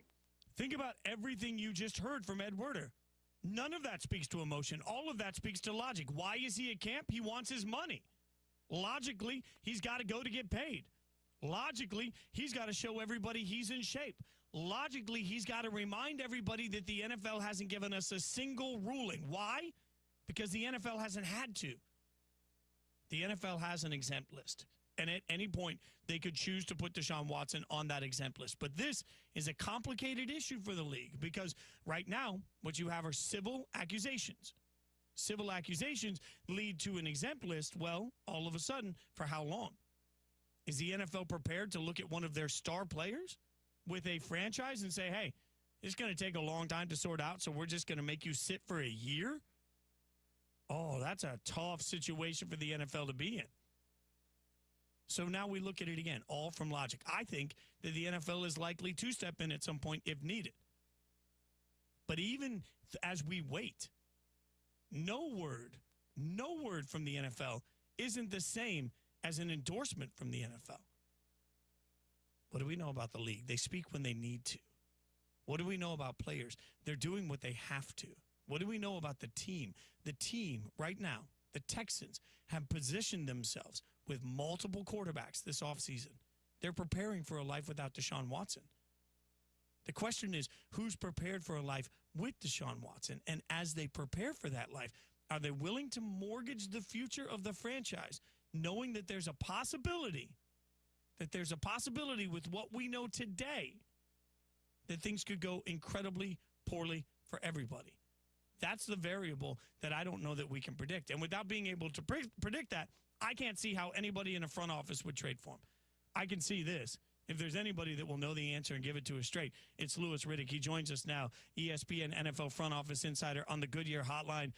Lou, I appreciate always your time, my friend. Thanks for hanging out with me. And I'm going to just get you straight into a tough conversation. If you're running a team that's looking at Deshaun Watson, knowing he won't be deposed until February, how can you justify trading for him today, not knowing how the court cases will actually play out?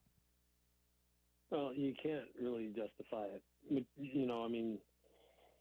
Because you're not going to have the answers or really have the kind of clarity that ideally you would want until after the season presumably would be over. So what you'd be doing is saying, I'm going to compartmentalize the things that he is facing from a legal standpoint. I'm going to compartmentalize that with what he can bring to my football team from a wins and losses standpoint, and that is going to lead me to the decision I'm going to make here more so than not having answers about his legal situation. And you know what? Would that shock you that people in the NFL would do that? Would it shock you that a team would do that? Would it shock you that a team would say, I'll put that aside until, that date in the future, because in the meantime, this young man can help me win football games, and that's what I'm paid to do? No, it shouldn't shock you at all. But I guess, depending upon where you would be or where you are in terms of your career arc as a general manager, I would assume that would have a lot to do with just how much you would be willing to compartmentalize that, and how much you would be wanting to say, hey, look, Mr. So-and-so or Mrs. So-and-so, whoever owns this football team, I'm going to give you this information and you make this decision. And I'm going to let you speak on this decision if we're going to go ahead and move forward with this guy, because quite honestly, I'm not comfortable doing it. And there are going to be people who will want to do it that way. And there are going to be people who are going to step up and stick their chest out and say, you know what, he's innocent until proven guilty. And you know what, you're right. You're right. Until it is adjudicated, until it does play itself out in the court of law, we don't know. We can't presume that he is guilty or innocent. We can't presume anything at this point in time because we don't know. That's the hardest. That's what makes this That's what makes this tricky. You're right. I don't mean to cut you off, but that's what makes this tricky. That's what would make me very uncomfortable making a decision about where to go with this.